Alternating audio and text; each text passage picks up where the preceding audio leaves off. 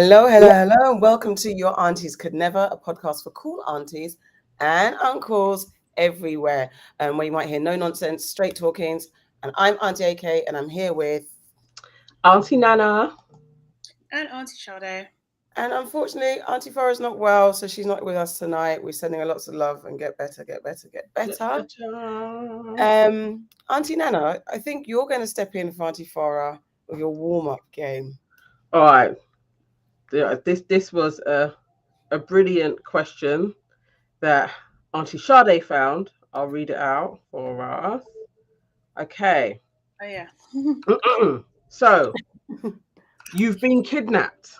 Your kidnappers allow you to keep posting on social media to pretend everything is all right. What would you post? What would alarm your followers without the kidnappers knowing you're asking for help? I said probably me sitting at a table eating egg sandwiches or eggs, clearly eating eggs. You'll know something's up. It's actually pretty true.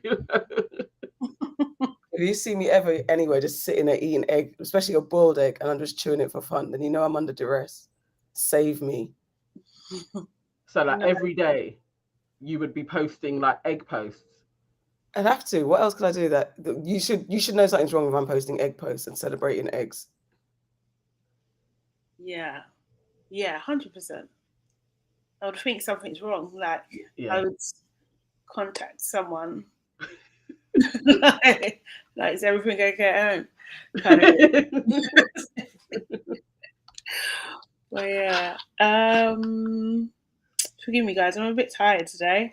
Still recovering. I think for me, maybe like things like to do with like dogs, or like because I hate dogs. I'm serious. Like that, or like, oh no, do you know what would be a dead giveaway? Probably like spiders, or like anything outdoorsy, or like cheap.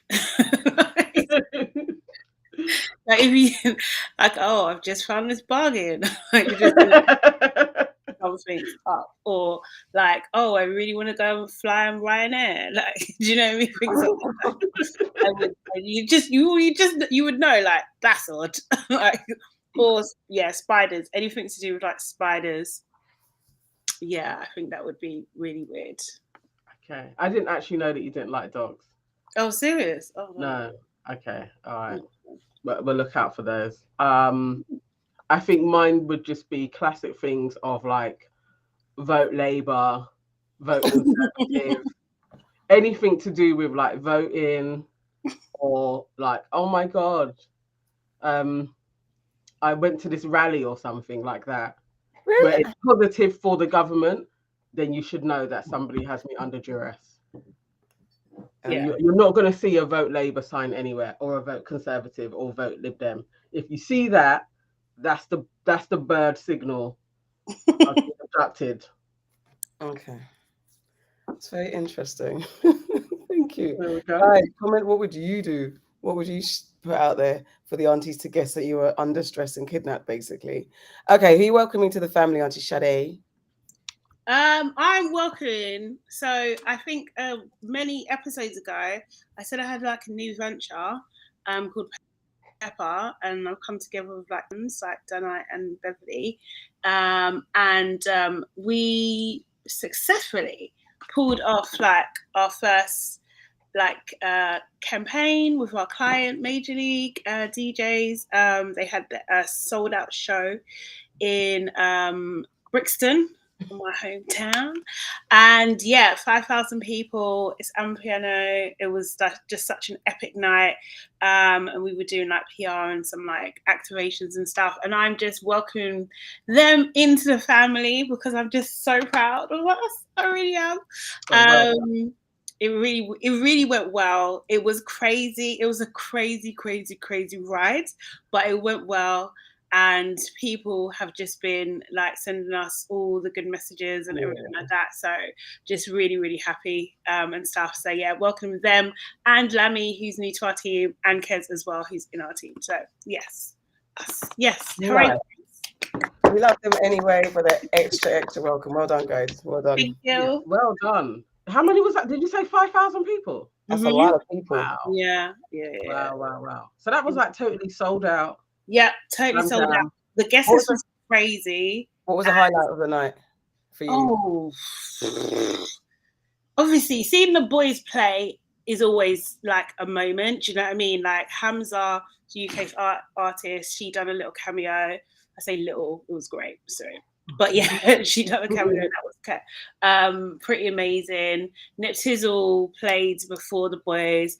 He just shut it down. Like Nip Tizzle just shuts it down every single time, and it was just sick. Like, you know, obviously doing my job, but being on stage and all that kind of stuff, and just the energy of the crowds, and it's just sick. It's just absolutely sick. So yeah, it's hard to choose. NSG was there as well. They done what do you call it? Surprise kind of performance, and Mr. Easy as well. Yeah. So yeah. Wicked. Okay, speaking of highlights, Nana, what was your highlight of your week so far, or last week, or highlights of your day? It's only today. Highlight of today. I can't think of a highlight of today. It's been an all right day. When the sun came out was nice, because that like beamed on my face as I sat by the window. That's nice. It was quite a nice feeling. But overall, it would be Sunday, which is going to be my glad anyway. But really doing the Rap Party podcast and chilling out with you guys. That's been a highlight of my week so far. Yes, same. I think that's that on that. Okay, let's move on. Where are we at now? By the way, guys, we have a Patreon. Please sign up. We have 3 tiers. Make a choice. And that will be patreon.com. Your aunties could never. Did I say right, Auntie Nana? There we go. Yeah. All together. // There you go. // Okay, guys. Now it's time to get into what have you heard, where we discuss the news stories that's got us talking in the world. I think I'm even up first. And just to get straight into it, my story is Spain is set to become the first Western country to offer menstrual leave. This is where women in Spain can take, I think, up to 3 days a month or something like that off from work with pay to accommodate their time of the month discomforts. Do you think it will take off? It's a good idea. It's about time. I mean, it's a long time coming, but what do you guys think of it? Is there any negative to this? Could you foresee this starting a trend in something that's going to be counterproductive to women at all? No. Can't put a conspiracy into it. Who knows? I can't see it being negative. Right. Although I think there could just be a lot more pressure just put on to women in general. Like maybe a bit more. I don't know if people would understand it. They'll just think that they're using it as an excuse. I can't lie. Go on. If I wanted to, it would be the perfect excuse if I wanted to just pop off somewhere for a little bit. If I had an employer, yeah, I'll be like, I need to go. It's that time. But then what do you do if you've got irregular periods, right? Do you know what I mean? Like, or something like that. Like that. Then it's like is your boss a doctor? Do you know what I mean? Like, how can they tell you, like, how many days you can take off or how many that you need and stuff like that? How would it be regulated? I think it's just a lot of private information to share with someone that's probably not qualified to have that. To be honest, yeah. Well, I see what you're saying. I hadn't really thought about it like that. I think, I think overall this is a real positive for those people that do suffer really badly from like bad period pains, and for up until now they've been taking time off, but that's like not being paid for, or it's going on their sick leave, or they could be being like elevated and you have to then get a doctor's note and all of that. I think this is a positive step, and I really hope other countries follow suit as well. Spain's always been really good for women's health, one of the leaders in it, and even their cancer treatment is so much better than the UK. They follow through properly with like most kind of cervical cancers and breast cancer, and they have other things that we don't do here, which loses a lot of life. So I'm like, this is wicked. I hope it carries on throughout the world. We are important after all. Like everybody should value women. Yeah. I think I welcome it all as well. It's just the only thing. It's not even. It's just. How would that be explained? I think Auntie Charlotte, you touched on it. How would it be explained? How do you define what it is? Is it in the whole, team diary? Period time. So A, B, C, D is off. You know what I mean? Because I know it can be more discreet, but it's just how is it identified to the rest of the team that this is why the person's off? I know you can just take sick leave, but is there any way of it being like, that misogynistic man will be like, oh, you get your time off again, your period time, that type of stuff. It could foster a kind of interesting workplace environment, possibly. Or it really normalizes having your period. Yeah. So it doesn't have to be, when you are like really in pain and you do call up and you speak to a manager and it's usually like really awkward and a bit like, oh, okay, and like hurrying you off the phone and stuff. Maybe it would just normalize it. Like we know, like, okay, so this is the symptom that you have. You don't have to go into, oh, I bleed heavily. It's just this time I'm not able to actually do my work. Like, it's really affecting me. And it's just menstrual leave. Like, we can say it. Yeah. I know this is probably like Sade's worst thing. Not my favorite. Yeah. I don't know. I think like women, I don't know. I think you wouldn't, if this is, I think it should happen, don't get me wrong. Do you know what I mean? But I just don't think people are kind in general, kind of thing. Like I just, people could probably work out your cycle. I don't like that. I don't like the, I don't know. Like, what if they're like, if you not move job, but then I think like sexist men could be like, well, they don't necessarily want a woman working for them because of that. Do you know what I mean? Because it's another way to get time off, less hours done and stuff. Actually, not even just sexist men. Let's just say people with sexist mindsets, because women can be sexist too. Yeah. I just don't. It could be weaponized against us. Say again? It could be weaponized against 100%. I just don't think that in practice, although it might be a legal requirement and stuff, like here, like nothing that's given to us is seen as like a real positive to in the workplace, really and truly.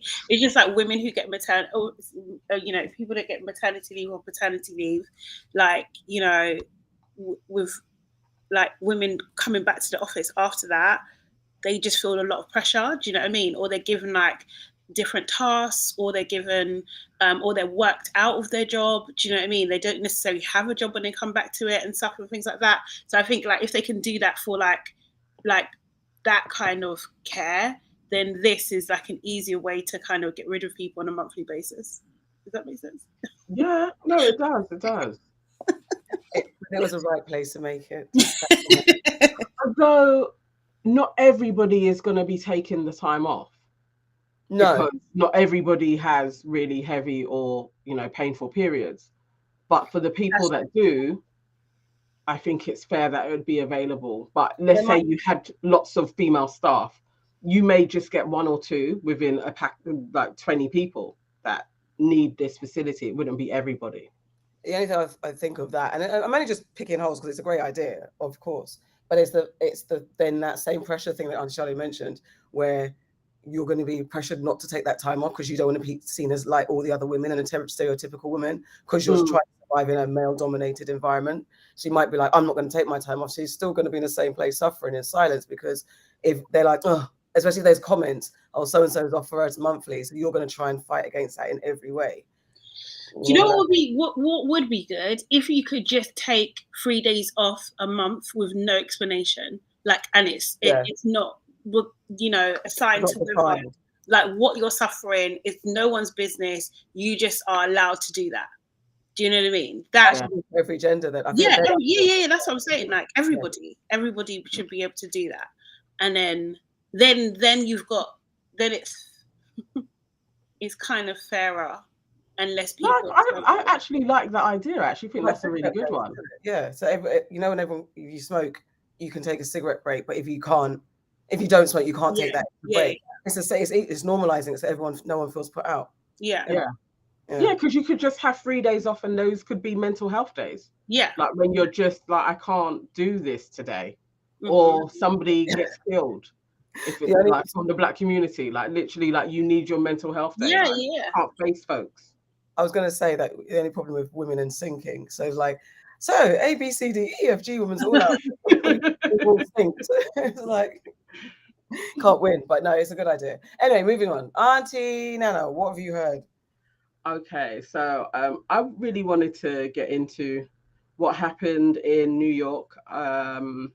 Was this yesterday? I think Saturday or Sunday that took place, where a lone white male traveled down to Buffalo and shot over 10 people, but 10 people have died so far of gunshot wounds. And it's done the stereotypical rounds in all the papers. Some have really concentrated on, lone white man. He's 18, that he was probably heavily influenced by, online forums, but it's come to light today that he was actually known to the authorities, that his school, he said something to some teachers and they went to the authorities that they're actually really worried about him, and he was sent to counseling. Nothing came of that. He bought the gun legally as well, so nothing was raised about his mental health. It didn't go down on a file in any way, shape or form. I just wanted to discuss what can we do about white pathology, and also should his parents or somebody in authority or people that he was speaking to online face RICO charges, like all of the rappers that are all tied up in various different gang activities through conversations, through rap lyrics, but they're all tied up in this thing and they are now facing charges. Should this be going on with white supremacists as well? Lots there. If it can be traced back and you can follow the thread and see a clear direct line of influence or hazy line of influence, because it doesn't take much for. We've got the what's our one over here? That's not RICO. What's it? Joint enterprise. Joint enterprise. So joint enterprise just catches anyone you're chosen, then you're also part of the gang. So as long as there's some sort of thread that can be built from that person, I think the people involved in raising, influencing, encouraging, supporting, endorsing ideals that send someone out to go and kill people because of their race or because of whatever they do that they don't agree with, everyone needs to come down, apply the same effort that you've done. I'm not also advocating for free ABC rapper either, because if you did it, then you did it. By the way. Yeah. I don't know about the done by association thing unless they're proved to have actually groomed their child to think like this. Do you know what I mean? I think that if you can track where that person has been radicalized, then that person, do you know what I mean, who's influenced them, that's the responsibility. I don't think it necessarily goes immediately with the parents, because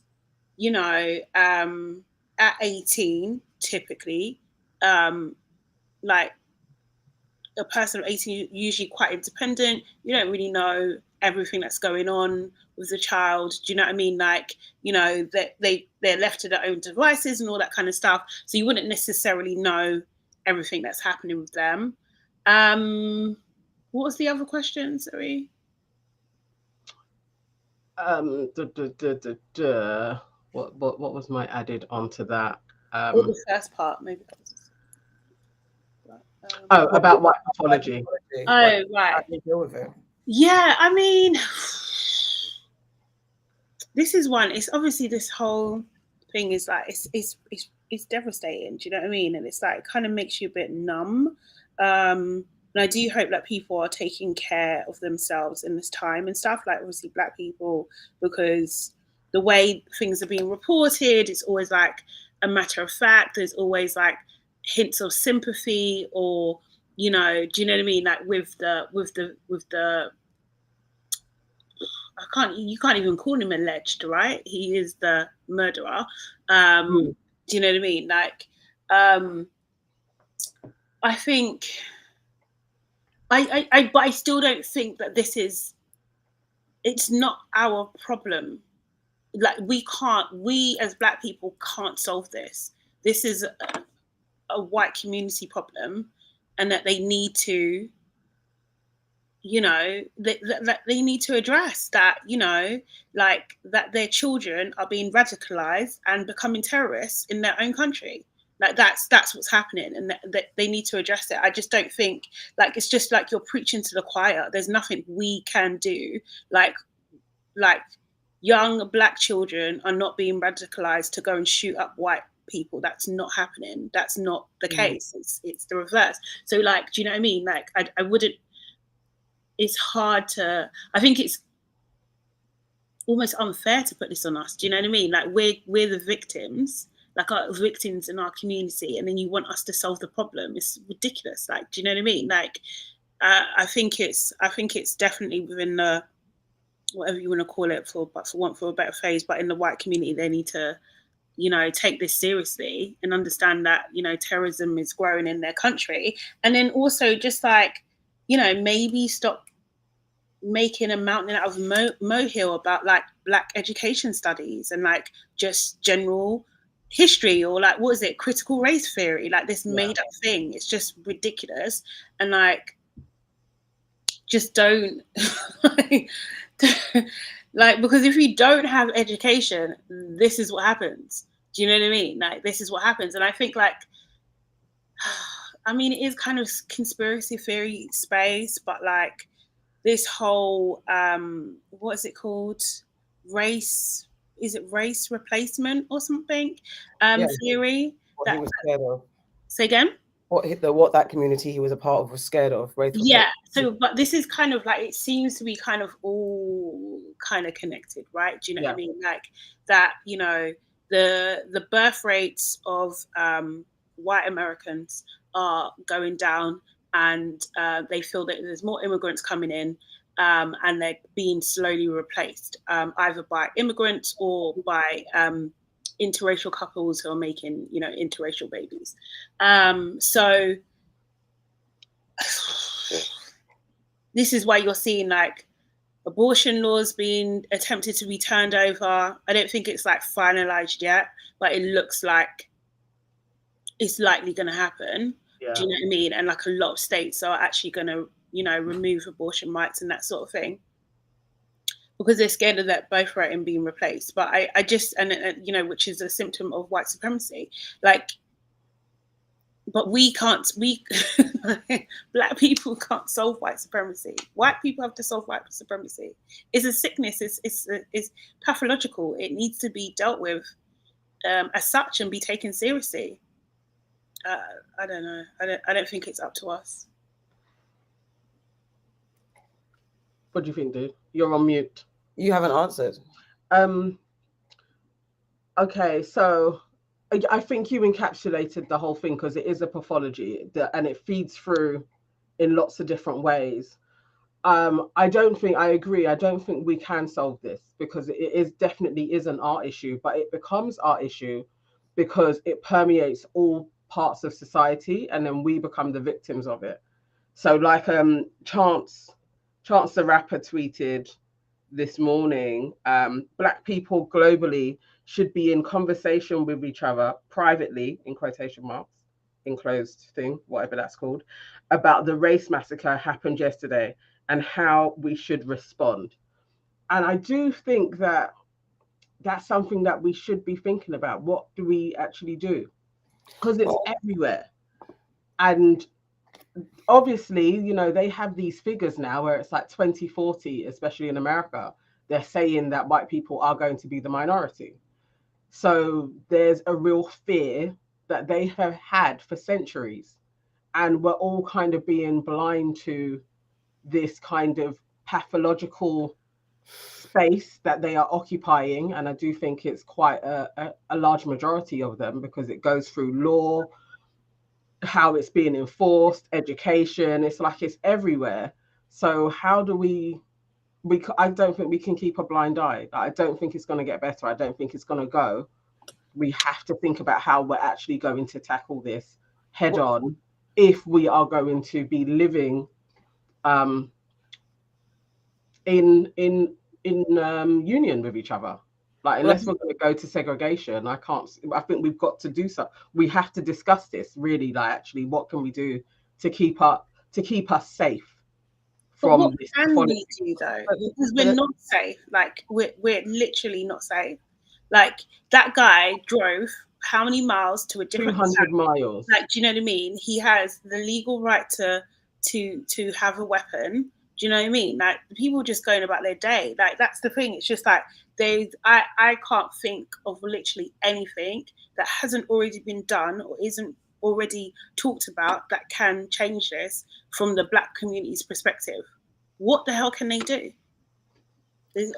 Sorry. I guess it's like.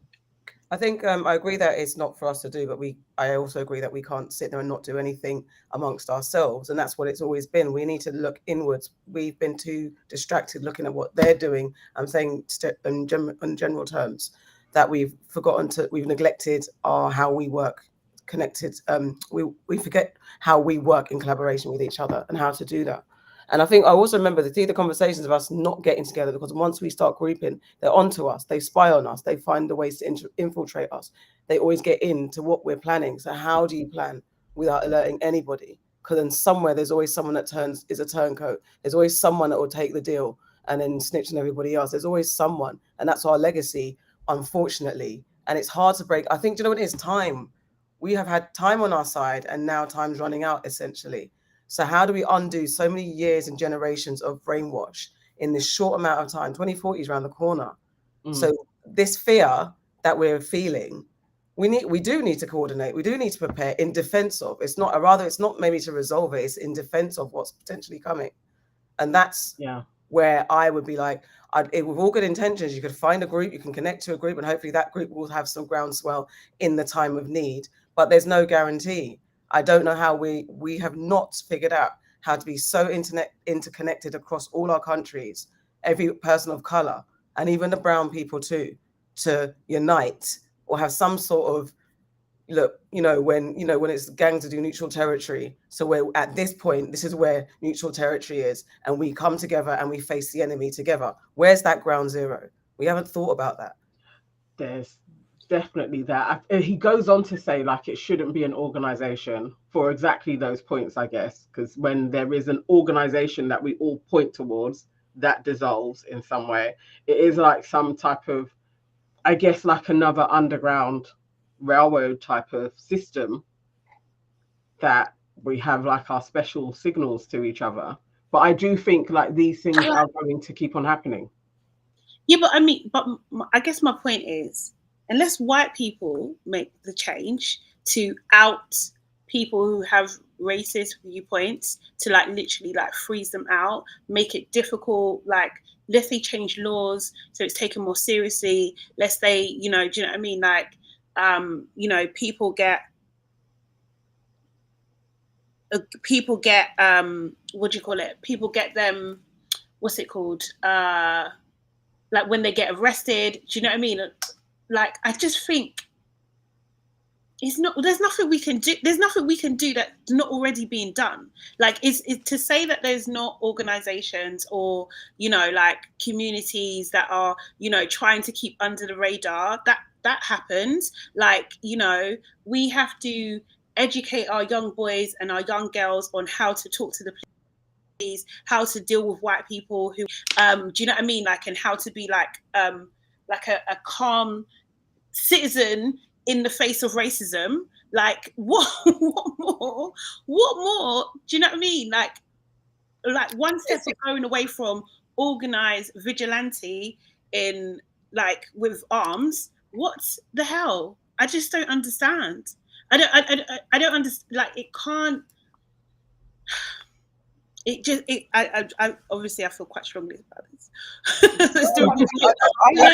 I hear your passion, because it's that thing. And I think it's a similar thing. What I'm saying, that it's such a short space of time to try and turn the whole thing and become this united arms across the world, defending or rejecting white supremacy. That it is what's existing already, but it's maybe enhancing those connections, enhancing that education of our children. What's that going to do? No, but I'm quite preparing us to be ready for whatever's coming. It's only that we can't change what they do. They have to change what they do. We can't change, but we also must be ready for what's coming. Essentially, how do we do that? Because if they choose to, they can leave us devastated because they've done it before, and we will always survive and rise through the cracks and come back again. But what could we do to minimize that day that they switch? That's all I'm saying. Unless you're in control and you control the laws or the money, that's the only way that you're going to have that kind of influence over the daily lives of people. Do you know what I mean? Which also include Black people. That's just, I mean, I know it's very bleak, right? But I just think that the people that make the laws, who own the media, who run the education system, do you know what I mean? Who essentially uphold the pillars of society, they're the ones that perpetuate this racist white supremacy, like in every aspect of society. So you need to get those people out. Do you know what I mean? And they need to be replaced by good, hearted white people or anybody. Do you know what I mean? Yeah, I'm not trying to say that, but like, you know what I mean? Like, and no, I get it, but it is like if everybody is wired to survive in whatever capacity, I think I think it's super naive of Black people to really think that anything is going to change. Yeah, 100%. If you're hardwired to be like, no, but we're under threat. If the shoe was on the other foot, I do think actually what we are wanting to take place is not going to happen. So how do we prepare ourselves for that? What should we be doing to prepare ourselves? What are we preparing ourselves Can we actually really live together? Is more what I'm getting to. Is like, can we actually live together without there being a constant threat of violence against us? Once we calm down afterwards, yeah. Because every society manages to survive. But the first reaction to that will be, no way, we don't trust it. There's going to be the brainwash is real. People are going to be infighting and going nuts because like they're just going to be scrambling. And then the calm. No civil rights movement, as far as I'm aware, has been able to be successful without white people supporting the movement. Allowing them. But do you know what I mean? There's been an allowance. And white people have to be able to, they have to make the change in order for any change to happen. That's essentially my point. Yeah, but I agree with that. I don't agree also that we should necessarily be at the forefront of this movement again. Like it needs to come from them, because why are we doing all the work and then everyone benefits for a bit and then we have to lose people and lives and all that kind of stuff? Like, do you know what I mean? You get out there, you do the front, like you do the hard work that needs to be done if this is what you believe in. I agree. I just think I also agree that we should be prepared for whatever it is.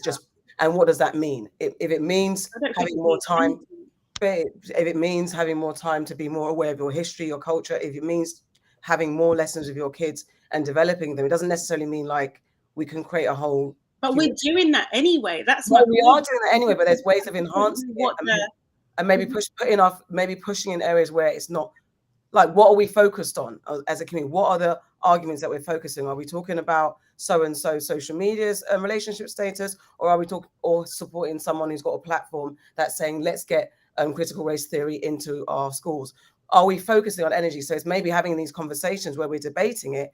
There's a little nugget of information that gets out there that's like, that encourages someone to do something a bit different. And that's how we incrementally do a big thing, because we can't force people to do anything. People are already doing it, but there's nothing wrong with enhancing the message every so often, so it reminds people, or maybe wakes up people who haven't thought about it, or just gives someone encouragement or someone information, and maybe the next time or the third time or the fourth time they hear the message, they do something. I think that's the only way we get stronger, rather than just saying it's that and it's not our fault. No, I just don't. I think that these things are being done. Do you know what I mean? I think it's easy to, and also as well, it's just like I don't know how we can get out of this, but it always seems like, oh, we have to do something. Like, do you know what I mean? Like, because that's going to make a difference. I do get what you're saying. I do get what you're saying. I just don't think that people are honestly actually talking about white pathology. Honestly, like being really upfront with each other. Within our community or outside our community? I mean, in every way. I think most people tiptoe around it. I think white people tiptoe around it. I think black people tiptoe around it, around white people. We're not really discussing what is going on that everybody knows, because whenever like you watch that Jane woman doing a talk with women, and it's like, would you change places and be black? And none of them put their hands up. Like, we all know what is going on, but nobody wants to actually talk about. This is ingrained, like in everything, in all parts of society is colluding that this is maintained, even though you are the global minority. Yeah. So if we're always being under attack, it is like, how can we expect this to, like, why are we expecting them to change it? Like, really, it's like, actually, it's for us to start doing our own thing. It's not about watching anybody else. It really is enhancing our own governing ourselves. Like, how are we can't, I'm more, each time something like this happens, I am like, why are we even still in the school systems? Like, really, what are we doing? Or actually, it's not on our docket, but watching Our Father, I'm not going to give any spoilers, but it's all out there anyway. What went on? You watched it? Yeah, we have. Yeah. Okay, so we could talk about it. For the culture. I think Our Father fits into it completely. Like what he was doing. Yeah. And that he was co-signed by the church, by the authorities, by the judge. Like, it's like nobody saw it as a crime because there was more white people being born. Yeah. And it's that type of thing where I'm like, you can be abusing people left, right, and center, but because it was producing more white people, everybody's like, why are you having what? He hasn't done anything wrong. He hasn't done anything illegal. He's basically raping women, but it's okay because there was white children being born who had blue eyes. It's like, this is, and you know that he isn't the only one. You know that there's probably hundreds of them that have been doing this. And it's like, no, we're up against, we can't expect them to be holding any real laws. How come this boy has been even taken into custody alive? Like, it's all of these things. It's like, it really doesn't make sense. But he's 18. He may spend the rest of it. He's pleaded not guilty as well. Like, how do you plead not guilty with this? So let's see what takes place with him. Who knows? He could be out in flipping 15 years. Who knows what's going to happen to this kid? But it really is like, we're expecting a system that has been doing this for centuries to start changing. It's not going to happen. And that's my thing where I'm like, what does it take for us collectively to be like, what are we hoping for again? It's not going to happen. Like, but when do we all start shifting somewhere? And I don't think it is an organization. I just think maybe if we spoke more openly about white pathology, we may actually start seeing it in lots of different ways and be like, this is a madness. And withdrawing from their matrix and creating our own. Literally. That's the one. Is what I would hope. That's what I would hope for. I don't know. Depends who's leading that, because I don't want. Say that again. Depends who's going to be leading our one, to be honest. I mean, but what have we got? What have we got? We're going to have some nonsense because we have to get rid of all. Well, you know what? I would love to know who we are without this intervention, this disgusting intervention. Who we are, what we do, how we'd be if we hadn't been invaded. Because it's just really difficult to know, because there's going to be a lot of purging. We have spent a lot of time under their cosh, and as we've talked about in different ways, people aspire to them, even though you could say you despise them, but the success, the wealth, the future is based on what they say is success, wealth, and future. So who are we without any of their influence? Just to see. We might not be better, it might be worse, who knows? But I'd like to know. I'm just saying. I don't think trying to be unnecessarily balanced. No, I know. I'm just saying. Obviously, I said it with a, what you guys. Let's get the comments anyway. We've been chatting for long. We've got some new voices in the room as well. Yeah, I'm not going to read out all those comments. I'm not going to do that. I'm sorry. Yeah, there's some lucky whack ones. Yeah. Candice, can you type your comment again? I don't understand it, or unless you guys understand it. White people aren't. We are all the time. Maybe she's responding in, when you're answering something. Okay, cool. Sleepy Afro Film says they can't drink legally till they're 21, but bust guns legally in their teens. Shake my head. Mm-hmm. And yeah. Cool. Yes. We have some trolls in the house. Welcome, trolls, and then be gone. Welcome. Like, share if you're going to be around. Do something useful. Do something useful. Okay, Auntie Sade, go ahead. What have you heard? Okay, what have I heard was, I'm not going to lie, I saw this on social media and I was just like, what the hell? And I read the headline. I was just like, what is going on in the world?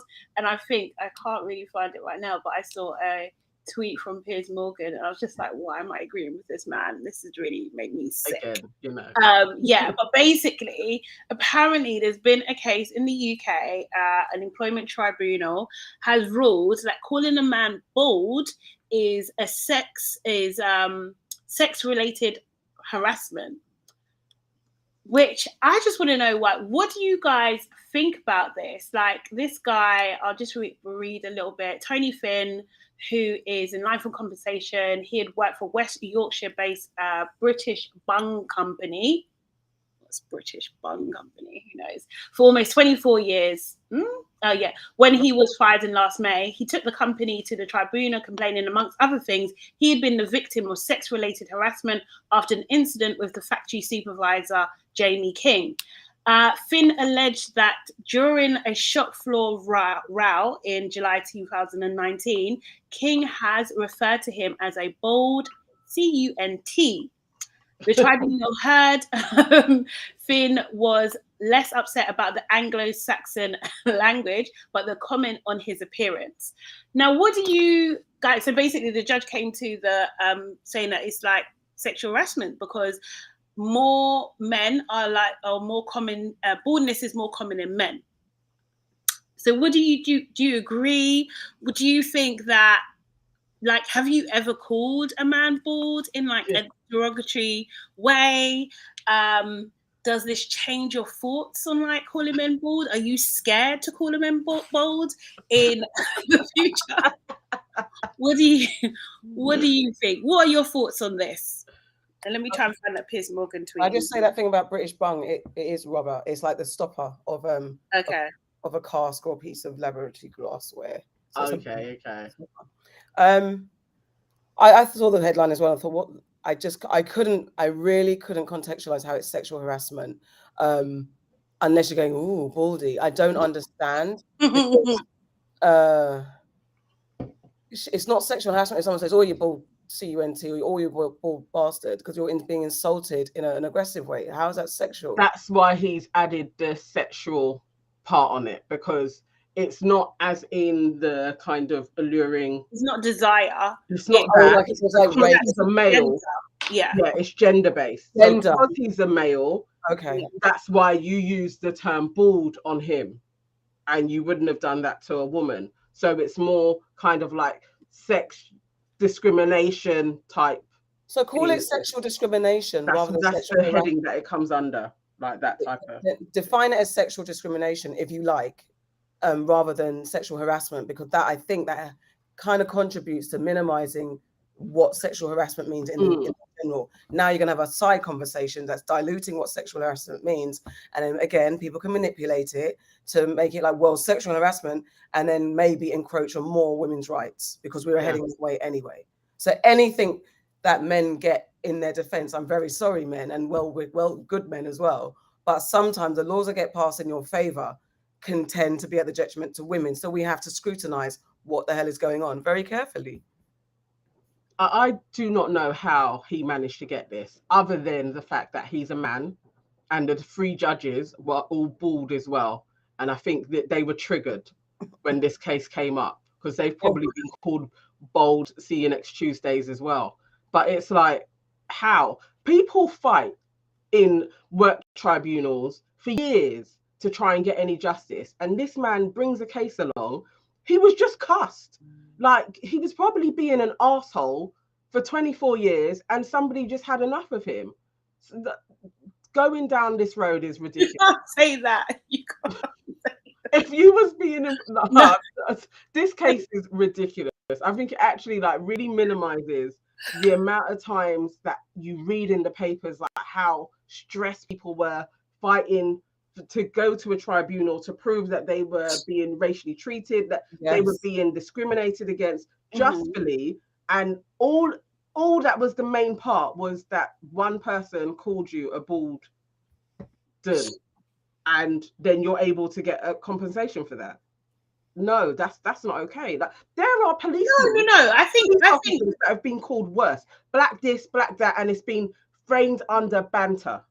This is just work. This is how we all gun each other. I don't think you should really get much compensation for another person cussing you in a workplace. I don't think. I think you should, but I think it should be across the board.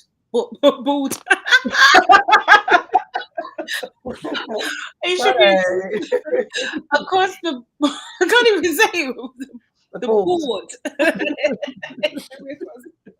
So yeah, I think like you know, if you're being derogatory to a member of staff, they have the right to be able to take you to a tribunal for sure, and I think it should be treated with severity for sure as well. But I think it is gender discrimination. I don't think it's sexual harassment. Yeah. Do you know what I mean? That's what that is. But we probably just don't. I don't know if we have laws around or government guidelines around gender discrimination, right? I think that is part of the issue. So they've kind of put it. It seems like they've put it under this catchment because this is where it best fits to prove their point. I think. Yeah. Mate. Yeah. That's a mad one. That was like literally one of the maddest things I've seen in ages. I was like, wow. It paused me too. I really like, okay. Yeah. People bald all the time. But would you different for some folks? But there's a way, but you know what? Because do you know what? I was actually struggling to hear it as an insult. I'm trying to think like who goes around saying, because you say it all the time. I can't recall a time when I've been like, you bald. It's never been a thing because I think especially in our community, guys are bald. Like black guys go bald, whether it's shaved intentionally or they lose their hair early. Bald is nothing to me, and I know that men have a different perspective within their huddle, but it's never been a thing like, you're bald. It's never been funny. We literally, Onyx had their verses the other night. Onyx bald head hip hop. It was a thing. Like I've been bald. No, I do. Like Prince William. I have laughed at. But I said in our community, see, it's maybe it's just so maybe that's why they were triggered as white men. Maybe they feel that we don't do baldy in our thing. It's more white people, so maybe that's why it's more. I could more intentionally call Benjamin laugh at his baldness as a white man because I think white men baldness isn't them unless they're skinheads. It's us, is our thing. I think that's cultural. I don't know, not cultural. But I see what you're saying. Yeah, it's the look, isn't it? It's the look. We look normal. I don't know. Normal's not the word. I mean, it looks natural like to see a bald black guy than to see a bald white guy. I think. Am I lying? I think so. I think like see a bald black guy on average, in my experience, has appeared more attractive than a bald white guy. Yeah, that I've seen, like as a deep. Do you know what I mean? Like I wouldn't discriminate against them because they're bald. Yeah, in my kind of like what I think is attractive, whereas maybe a white guy, I think that's a minus. Yeah, but it's funny though because all the white guys that are supposed to appeal to black women all have the kind of shaved down look. Most of them don't. It's not like because like the buzz cut kind of thing. Yeah, it's a buzz. That's not bald though. That's low.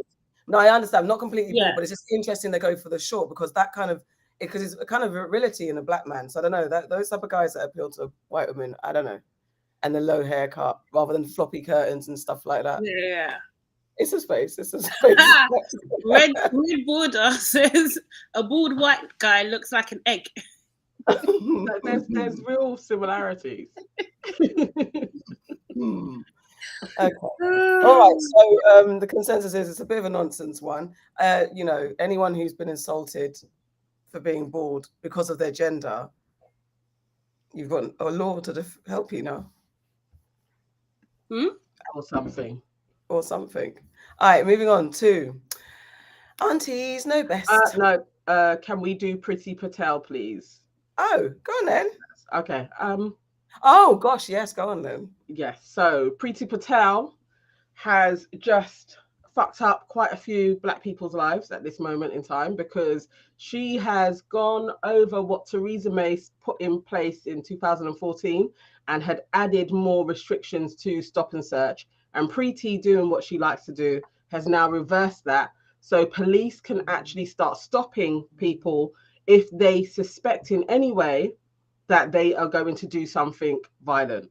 And so before it was a will do something violent. So I guess something kind of had to be done, or a weapon that they could say. But now they can stop you for they may do something violent. So that's pretty much most Black folk that they see. Most policemen look at them and think they may do something violent. So she's put that in place now. So it will probably go up again, as it was doing throughout the 2010s. And we're going to go back to those days, and we have Priti to thank for that. And then there was another story going around of a 16-year-old Black boy on his last day of secondary school getting arrested. For the police said that they thought they caught him throwing an egg at a car. They said they had evidence of this, and you can hear in the video one of the policewomen getting really scared and being like, I'm going to tase you, I'm going to tase you, and saying, look how tall he is. And the boy is totally complying. He is just facing the wall. He's not struggling in any way. And again, he narrowly got through without being tased, but they did take his DNA, and no charges have been brought to him.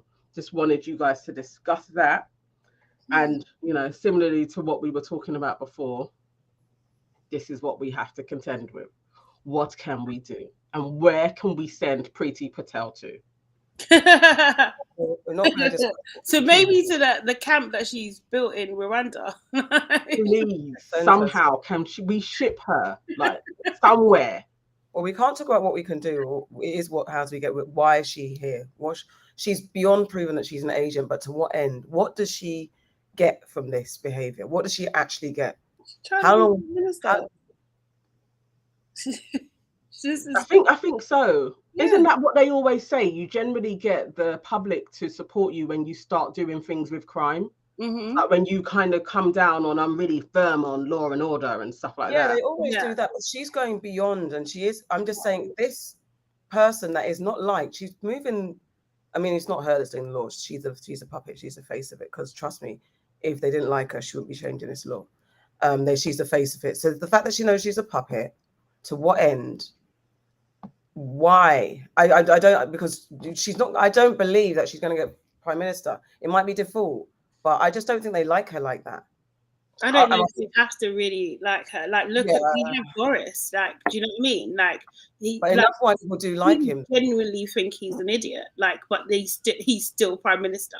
Like, it's just, just not surprised at all. If she becomes our prime minister, I would not be surprised at all. I've been saying it for ages. I think it's very, very, very possible, and I just think that she is doing the things that other candidates are afraid to do. Do you know what I mean? She's not even apologetic. Do you know what I mean? Like, she's not even nothing. She's doing it with her chest, and she's going like almost like a step further. So it's not even like, oh, I'm going to do a little bit. She's like, no, let's do the whole thing. Like, do you know what I mean? And it's one thing after another.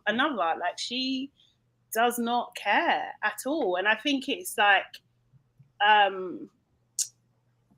don't know. I just think like you, as like being a woman as well, like she's always going to be seen as more ruthless. Do you know what I mean? By doing these things just because she's a woman. I don't know, man. You think? Yeah. Because they were associated with. She's modeling herself on the Iron Lady. She's literally probably. Yeah, but they say all women politicians do that. That's what they say, isn't it? Like, because. she's but I don't They know. will treat her harshly. They will have a name for her. She'll be the Wicked Witch of the whatever, all that type of stuff. They'll draw the line, But if she does get, I can see her being the puppet to be in power, but it's just, I'm just stumped as how she could do it. I know that people like that, but I just can't. I'm a bit stumped with her behavior now. Not that I was expecting anything, but it's just weird. You literally don't give a zero. You don't give a fuck about anyone of color, and you're of color at all. Like there's not one bit of you, and like as you said, she's not even stood on a podium once to even fake apologize. I don't want that because I'm glad I can see who she is, but she's dangerous. Like obviously we know she's dangerous, but she's I don't know. Maybe they're holding up and they're trying to brainwash us again to think that we will never be able to come together because there's always going to be someone of color to fuck you over. They're showing us because they think we're uniting. I think that's it. There definitely could be that. This is dangerous. Like what she's actually put in place.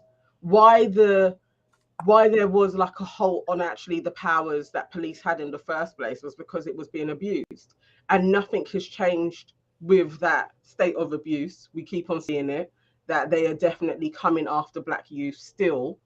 So, and it's not like crime has actually gone up either. To then reverse this and be like, actually, they need more powers again. That hasn't actually taken place.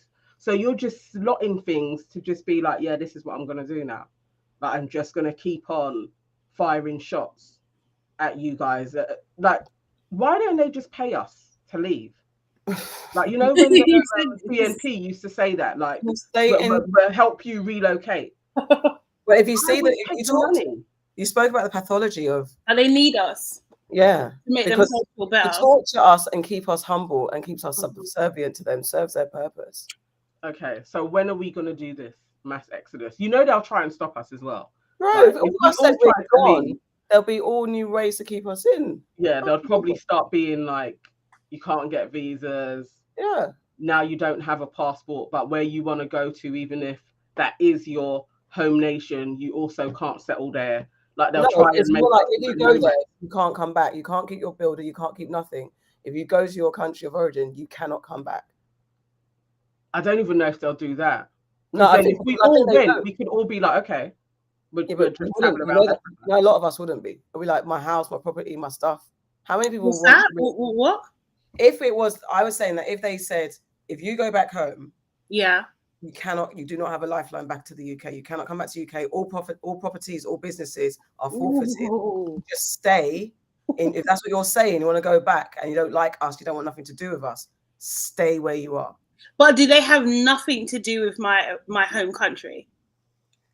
Like, so they... that's the rule that was made tomorrow. So however the world is, that's what they're going to say tomorrow. Not like we patterned it. No. It has to be in the reality. If I'm being absolutely honest, no, it can't run. It can't. What, you're going to stay here? I mean, the thing is, to be honest, like we have to, you know what? There is this romanticization of like moving back home. Do you know what I mean? And the reality is, it's just a very different experience, especially if you don't have a lifeline back here as well, kind of thing. Because we are brought up with a Western mindset, so that means things like continuous electricity is a norm for us, right? Like, okay, you can adapt, but that's as difficult, especially women of our age. It's difficult, and that's a difficult thing to adapt to. I think, like, just the sexism as well, kind of thing, like the lack of rights for women, amongst so many other things as well, like kind of thing. Like we would be going, especially as women, we'll be going back a few steps, I think. Do you know what I mean? It is not as liberal. It's not as, especially in business as well, kind of thing. It's difficult. I'm not saying it's not possible, but it can be difficult. Like I've even had like a few experiences where, I remember going to Nigeria with 2 members of staff, a male and a female, and most places we went to, they would only speak to the man. They would only speak to him and not me, and I'm their boss. It was just actually crazy. And this is like less than 10 years ago. Do you know what I mean? Like it's like in the last 5 years, 5-6 years, I would say, which is insane. So I just don't. I couldn't. it would just be way too frustrating for me. All right, I have a question. Mm-hmm. So for me, I would rather deal with sexism than racism. Mate. What would you, I mean, if they're all poisons, but if you had to pick your poison, that's the one I would pick. I would pick sexism over racism. So that isn't the biggest hurdle. And there are other African countries to go to where that paradigm of sexism isn't so. I said my home country, but because I was going to place restrictions on, just to add layers to your consideration, Sade, that if you stay, you then have to stay and you can't go back to your home country, because like, if you were saying that you want to stay, that's the thing, you stay in your country or you stay in this country, and you cannot go back to your country. Just your home country. You can go to other countries. Okay. But you cannot go and set roots up at home in the country. You can't go to any other African or no. That's ridiculous. So the thing is that we're talking about the extreme of them, the way that they keep us, because we have the opportunity to go at will and unite at will. We do that. We definitely have to stay. Or you stay. I think the reality also as well, it's just, I don't know. It's a weird one, because as you were saying, Auntie Shade, you say, like, I was thinking, could I leave? And yes, to be just in Ghana, full stop, bam, bam, not coming to the UK ever. I know people have been there and are just like, it's all nice, but they are westernized. They're more comfortable at home, and it's hard trying to start the businesses that they need to start back home.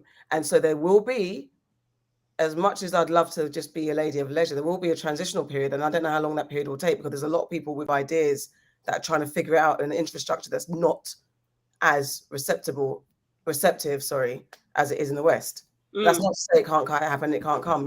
But you need to have money, you need to have wealth, and if it happened tomorrow, and me going to Ghana, I'd be in problems. But sorry. Oh, no, that's it. I was just gonna say, like, I just think, like, if it was a case of like Western countries were not meddling in that country, then okay, I think that's a different scenario, because then you are truly building, right? And you're really part of something that you can build to be great. But the fact that our home countries are still being exploited by the West, that is always going to cause problems in our country. Do you know what I mean? So it's like, when they decide they don't want our president anymore, then what? Then there's a coup, then there's a civil war. Do you know what I mean? That's what we'll be living. And that is reality for the majority of people. Like, do you know what I mean? And it's fucked up. And living with your abuser or leaving. But this is the other thing. They would cut ties, because if they were putting restrictions on travel, which is what they do now, there's another story of a guy being they're threatening to deport him, a Jamaican man, and he's been in the UK for 22 years and he has 2 children here. Now, at one stage, I was reading up on the deportations, and Jamaica and Ghana and Nigeria decided that they were going to say they weren't going to take all of the deportees that they were sending. Very swiftly, Britain and America came back at them with, if you don't take these people, these are the sanctions that we're going to place against your country. So if we were all deciding to leave, and you do need us, and it would be, I'm talking about like the Africans and all of the Asians as well, like literally being like, we're over this shit, we're all going. The countries would have stuff placed on them. So if they accepted us, then we're starting from ground zero, isn't it? So it's like, we're going to build and leave these guys, because they're going to be putting sanctions. They're going to do a Russia. But you still need our minerals, like they're trying to do with a Russia, but they still got to buy their gas. Mate, so I'm kind of up for the chaos of it, actually. If they'll give us a package out of here. Like, I mean, like, pay us 100,000 and we can go. Gladly. What they will do is they'll kill the economy, so your 100,000 doesn't even mean anything. Like a grand or something. You know what I mean? Not even a grand. That's 10 million. That's what I'm saying. Then let's start trading in Sydia like we used to. Shells, gold. Like, we just change. We don't follow their model. It's like, we can change it. Let's reimagine what life is. Yeah. But like everyone has to be on board, right? Because it's very easy for us from our privileged position to say, yeah, sure, just change it. Do you know what I mean? Like, and prioritize our experiences over the people that live in the freaking country. Yeah. You know what I mean? So like, I just think it's yeah. Let's get the comments. Okay. Can I go back to some bald ones? Yeah, you want to? So just a bald conversation. EP109 says bald head and small feet and Ford Fiesta may speak to their insecurity. Antoinette says white guys are triggered by baldness. That's why they will comb over 3 strands of hair, stray strands of hair. They have just above their left ear clean to the right side. Red Border. Red Border says it's a Samson effect. Loss of hair equals loss of power. And Antoinette saying, in regards to this conversation about going home, she says, I reckon they would make us forfeit our pensions. That's a good point. Candice says, this conversation of going home is the conversation Chance wants us to have across the diaspora. We need to organise and go back and dismantle colonization there. I'm wholly on that. And yeah, it won't be long before I'm on that train out of here, because this isn't it's not where it's happening. This is a bit of hell. Yep. Okay. Now it's time for Aunties Know Best. Do any of you have a dilemma? Because I have one. You had one in the group, no? Yeah, that Antoinette, who's joined us today. Hi, Antoinette. Hi, Antoinette. She put in on the Facebook page. Let me find it. Which I thought was a cool one for us to actually discuss. Where is it? Okay. So she says, I saw a video today and I wondered if it was something you'd consider talking about on YACN. Basically, it's a spin-off of the American show Cheaters called Cheat Code UK, and it's on YouTube. There are only 3 episodes so far, and I watched each one with raised eyebrows. Would any of you ever consider employing an agency or person to get evidence of a significant other's faithfulness? Would you want to be filmed doing so? Do you think this is real? I just wondered how many people would employ such services. I personally wouldn't. Plus, I believe if women want to find something out, trust me, we are better than Columbo and we will find all the details and get receipts. Would any of you use like the #1 ladies detective agency? Yes, that'd be amazing. Mm-hmm. Would you use it? Would you use that service?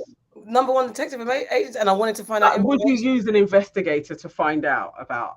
I mean, it sounds so dramatic, but I think like for a personal relationship, how mysterious could they be? I mean, yeah. I mean, if the situation was that dramatic and it's like, I need someone to really find out the truth, but this guy's super lying, or he's trying to make me seem crazy and I need evidence and stuff like that. And especially if I needed to get him legally, then, you know, it's all very TV cop show, but if it was accessible to me, I'd get a private investigator. But it can't be like, oh, is he cheating with me with a side chick? I'm not going to waste my money on that. It has to be some deep kind of, is he in the mafia? Is he a spy? Or is he living a double life and trying to turn me mad by saying the pot was here and then it's gone and trying to do madness on me? That type of psychological warfare. Then I might have to go deep. Would you do it on TV? No. They film you? You know I wouldn't.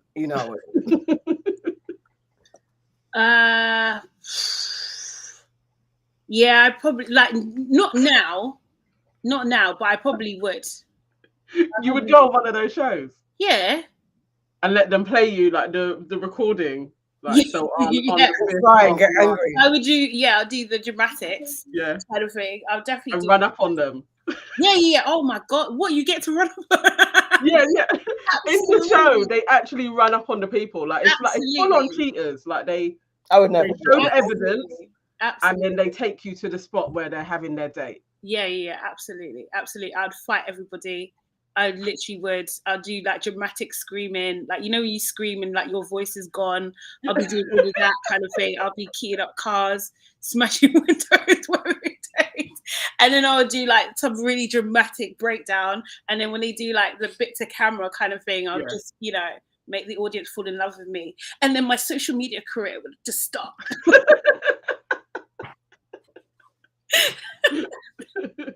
This is gonna happen. It will happen. They're gonna get in touch with you, you know. Get in touch. But like, I've had moments, right? I've had like, I've had to put out an ex before, and it was very TV.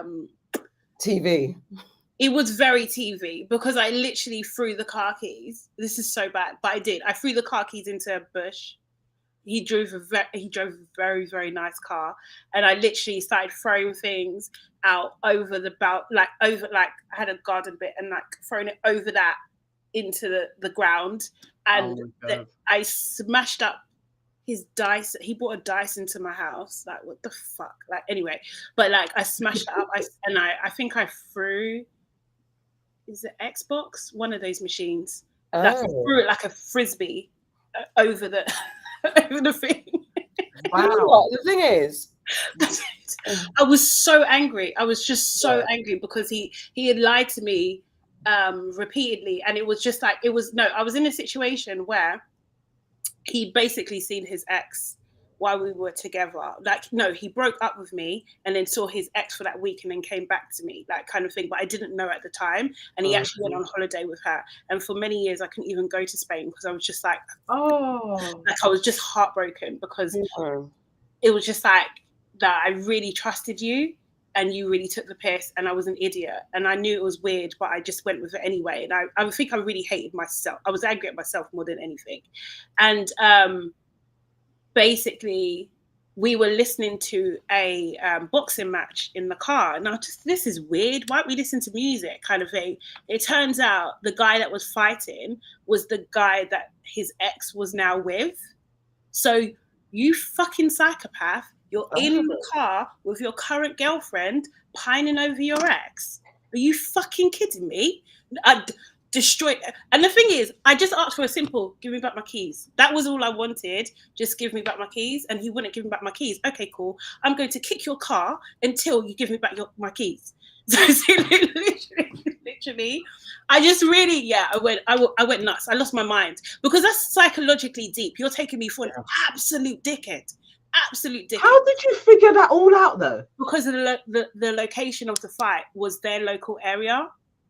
How did you know that the guy was? You knew the guy was a boxer. Yeah, I knew he was a boxer, but the location of it was just like, what the actual fuck? Like, seriously. So yeah, and then he was like, I'm gonna call the police, and then I was just like, oh, I'm so sorry. See, I thought you was gonna say no. I went bad girl, and I was like, call the police. I wasn't so crazy after all. Yeah. So yeah, I've had moments. Oh my god. Yeah. I wouldn't use one of those services, and I wouldn't go. I would only do a show like that. I do think it's fake. I think that show is fake, but I love watching it. I would only do it for acting purposes, like really, and you know, for the crack. But I'm not gonna get a detective in any way, shape, or form. And I agree with Antoinette. I think we know, like how Auntie Sade figured it out, like just the location. Women's intuition is powerful, but I'm watching The Shield, rewatching The Shield, so I'm full detective cop mode, and everything's an investigation. So that's where my brain is literally going. If the situation was nuts and I wanted to get evidence for legal purposes, and it was easily accessible, I'd get an investigator. But like I said, not because I think he's shacked up with some chick. That's bullshit. You can figure it all out. I had a friend. No, you can figure it out, but if it's a kind of like you want, I don't know. Listen, like I said, I'm in this world where investigative detectives are quite interesting. I'd like to hire one and see what PI It is. You just need a council worker. Yeah. If you know somebody that works for the council, they have access to so much data on somebody, just on the systems. You can really piece together so much. You can find out who they're living with, who's under the hat. It's so brilliant. Or a telephone company. You just need to have friends that work in these types of environments. You just need to have friends, and if you don't, I want to know what PI service is like. I'd like to know, but like I said, it could be on a minor thing. I want to know what the procedure is. What will they do? And how quickly will they find it? Will they find the information by the next day and give me a printed report? No, it usually takes them a couple of weeks. But if you have their job, where they work, and their kind of routine that they tell you is very easy, because we're creatures of habit. It's so easy to follow somebody and piece it together. But when you're working and you're distracted, you've got stuff to do and shit is left. You've got someone can do it for you and bring a report at the end of the day when you come in and you put your feet over a glass of wine. I would want to do it myself. Like, I think that would be part of the thrill. Be the PI, but that's what I'm saying. Yeah. I know GDPR, I know, but yeah. That's what I'm saying. Anyway, well, that was that then. And we can move on to For the Culture if you like. Or is there any more comments that you want to get? So Red Border says, I would call Colleen Rooney Wagatha Christie. For real. That's a good one. I like that. But she was very good at taking Is she still with Rooney? Say again? Is she still with him? I believe so. Yeah, let's not forget, he was in court. Yeah. That's the second time. How many times has he been in court for what? No, he's not in. It's not against him. No, I mean, he's been going to court with her. Like, do you not know about this court case? No, I thought it was him cheating or something. No. What's going on? One of her friends was leaking stories to the press, so she basically caught them out by leaking fake stories on her private Instagram stories, but only having this one person as one of you who could see it, and she got caught out. Basically, nice. And she leaked 3 stories to the Sun, and then Colleen outed her, and the woman who was outed has the cheek now to be suing Colleen for defamation. Oh, always. Imagine. That's what they're in court sorting out now. Okay, so you know what? I literally thought, is it Wayne Rooney cheating again? That's why I was like, huh? No. He's been a good boy for the last couple of years. Yeah, that we know of, That we know. All right. Antoinette says, Auntie Shelley, you're giving me jokes. You need to watch episode 3 of Cheat Code UK on YouTube. Okay, I'll check that out. And Nee says, Auntie Shelley went full 90s R&B music video. You did. Yeah. While you're chucking the stuff out of the house. We should recreate that. That would be absolutely the wait for Excel, burn the car video. Oh my god. Yeah, I think we read the GDPR one, right? All right. Let's get to For the Culture. For the Culture, we love For the Culture. This is where we get into what you're watching, wearing, what's got us chatting in the social media streets. I couldn't really find too much. It's been a busy week already. It's only Monday, but still, it's been a busy week. Last week was busy and the weekend was busy. Anyway, we got Heady One taking up swimming lessons right in time for summer. There's no question. It's good news, I guess. SPAC Nation, another SPAC Nation story. Pasta is bookie. She did a kind of fake house tour showing off her Fendi fashion wear, and she got rinsed because it looked like a fake house tour. SPAC Nation are still riding out, influencing us. And then this guy went on a date, I think a friend of Lethal B, the UK MC, and he kissed his date and grabbed a load of her bum, and her bum pads moved. He wasn't happy. Another one is Fresh and Fit MYRON. I don't know what this is. Fresh and Fit MYRON, accused of sexual inappropriate. MYRON's the East African one. He's been accused. Fresh and Fit podcast. Yeah, Fresh and Fit podcast. One of the hosts called MYRON. Yes. He's been accused of being a bit freaky with a 19-year-old who didn't want his advances. So now you started to explain it. Hold on. Is that the new podcast where they're being very misogynistic and getting famous like that? So now the one that they were calling black women Shaniquas and night riders, that podcast. So not Asian, where's he from? Somalia. He's East African. I think he's either Sudanese or Somalian. Okay. That one. So he has been exposed as potentially countering everything he stands for, considering he pretends that he's an alpha male, in a heterosexual alpha male, I should say. Yes. So now potentially he's being shown to be a hypocrite. Yes. Right. Well, anything to get them off the air. It would be great if it happened, but I'm not sure. I'm not sure, but it's out there at this moment. The woman's come on another podcast talking about her experience of a night out with him, and saying that he tried to ply her with alcohol, and then he kissed her, and she said she didn't want to go any further, and then he proceeded to be like, okay, go home then, and was really horrible and mean to her, and she went home by Uber. So that's doing the internet rounds. I mean, it's going on, Shadow. No, I'm just saying, like, obviously it's allegedly at the moment, but like, it wouldn't surprise me. Yeah.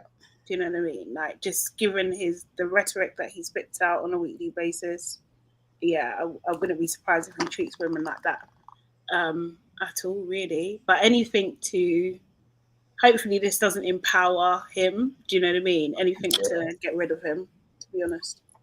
Same. We also, so anything else? The bum pads. Yeah. The bum pads. Like, is it a thing? We were talking about yesterday. Is it a thing if a man goes to reach down, grab a bit of ass, and they move to the left? And he's like, like, is it okay to wear bum pads? Basically. No, not is it okay to wear bum pads? That's not the question. It's okay. Should a man be upset if he grabs what he thinks is a bum and it shifts and it's not a bum, it's a bum pad? Is there anything? Because I mean, the guy was obviously a bit distressed that the bum moved and was not what. I just think like it's okay. First of all, in my life, I've seen bum pads, especially in like Lang communities in London, for a very, very long time. This is not a new phenomenon. Like, do you know what I mean? Like they're like, like definitely in like the local shops in Stockwell and Elephant and Castle, you see them in the clothes shops there, kind of thing. So I don't think it's like new. I think that men who fetishize bums should think about why they're doing that. Do you know what I mean? And they should. I don't know. I feel like you should be able to tell. Like, no, I think it's obvious. The guys, look, guys were like, I don't like women with makeup, and you've got a full head of makeup on, and you just don't look like it. They don't know, or they choose not to know. But guys really are quite ignorant to a lot of things. I mean, they might say, I can tell when woman's got fake tits. I can tell maybe a bum pad, but there are, unless it's a really bad one where it's just literally material and it's just in some loose pair of tights that are cheap. If you get a really good one, it does take a molding to shape, and especially if you have got a bum already, so it's just enhancing. Because I don't think every bum pad is noticeable especially if you get a good one. So there's that. I think if I'm hugging a guy and his pecs moved and he's got a fake chest plate on, I'm going to be bothered. I can't pretend that it's like very unlikely. Yeah, I'm just saying, like, I mean, I can understand why someone being bothered. I don't know about making a whole fuss and embarrassing the girl and all that type of stuff. That type of behavior, I don't think, because it is as you said, it's becoming more of a common phenomenon. So it's just an enhancement. But I suppose if it's, how does it feel in that moment you kiss someone and something just shifts and what you thought was not that? Like a guy going out on a dime and thinking he's a nice guy and he's not. Like exactly. There's all sorts of reasons. All the time. Of course. I'm just saying I can understand why someone. I don't think it's the same as personality. No, I think it's more like it's false advertising. It's false advertising. It's like you think that you're dating somebody that is 6 foot and they're really 5'5". I think it's that much of a liberty. Like, it's false. Really? Yeah. I think it's the same. Because if I'm into bums and I'm thinking, wow, this girl I'm dating is shapely, she has the ass that I'm after, and then I realize it's foam. That's not okay. That is a guy and he had foot plates on and literally he's on stilts, and then I find out that actually he is like 6 inches shorter. That's out of order.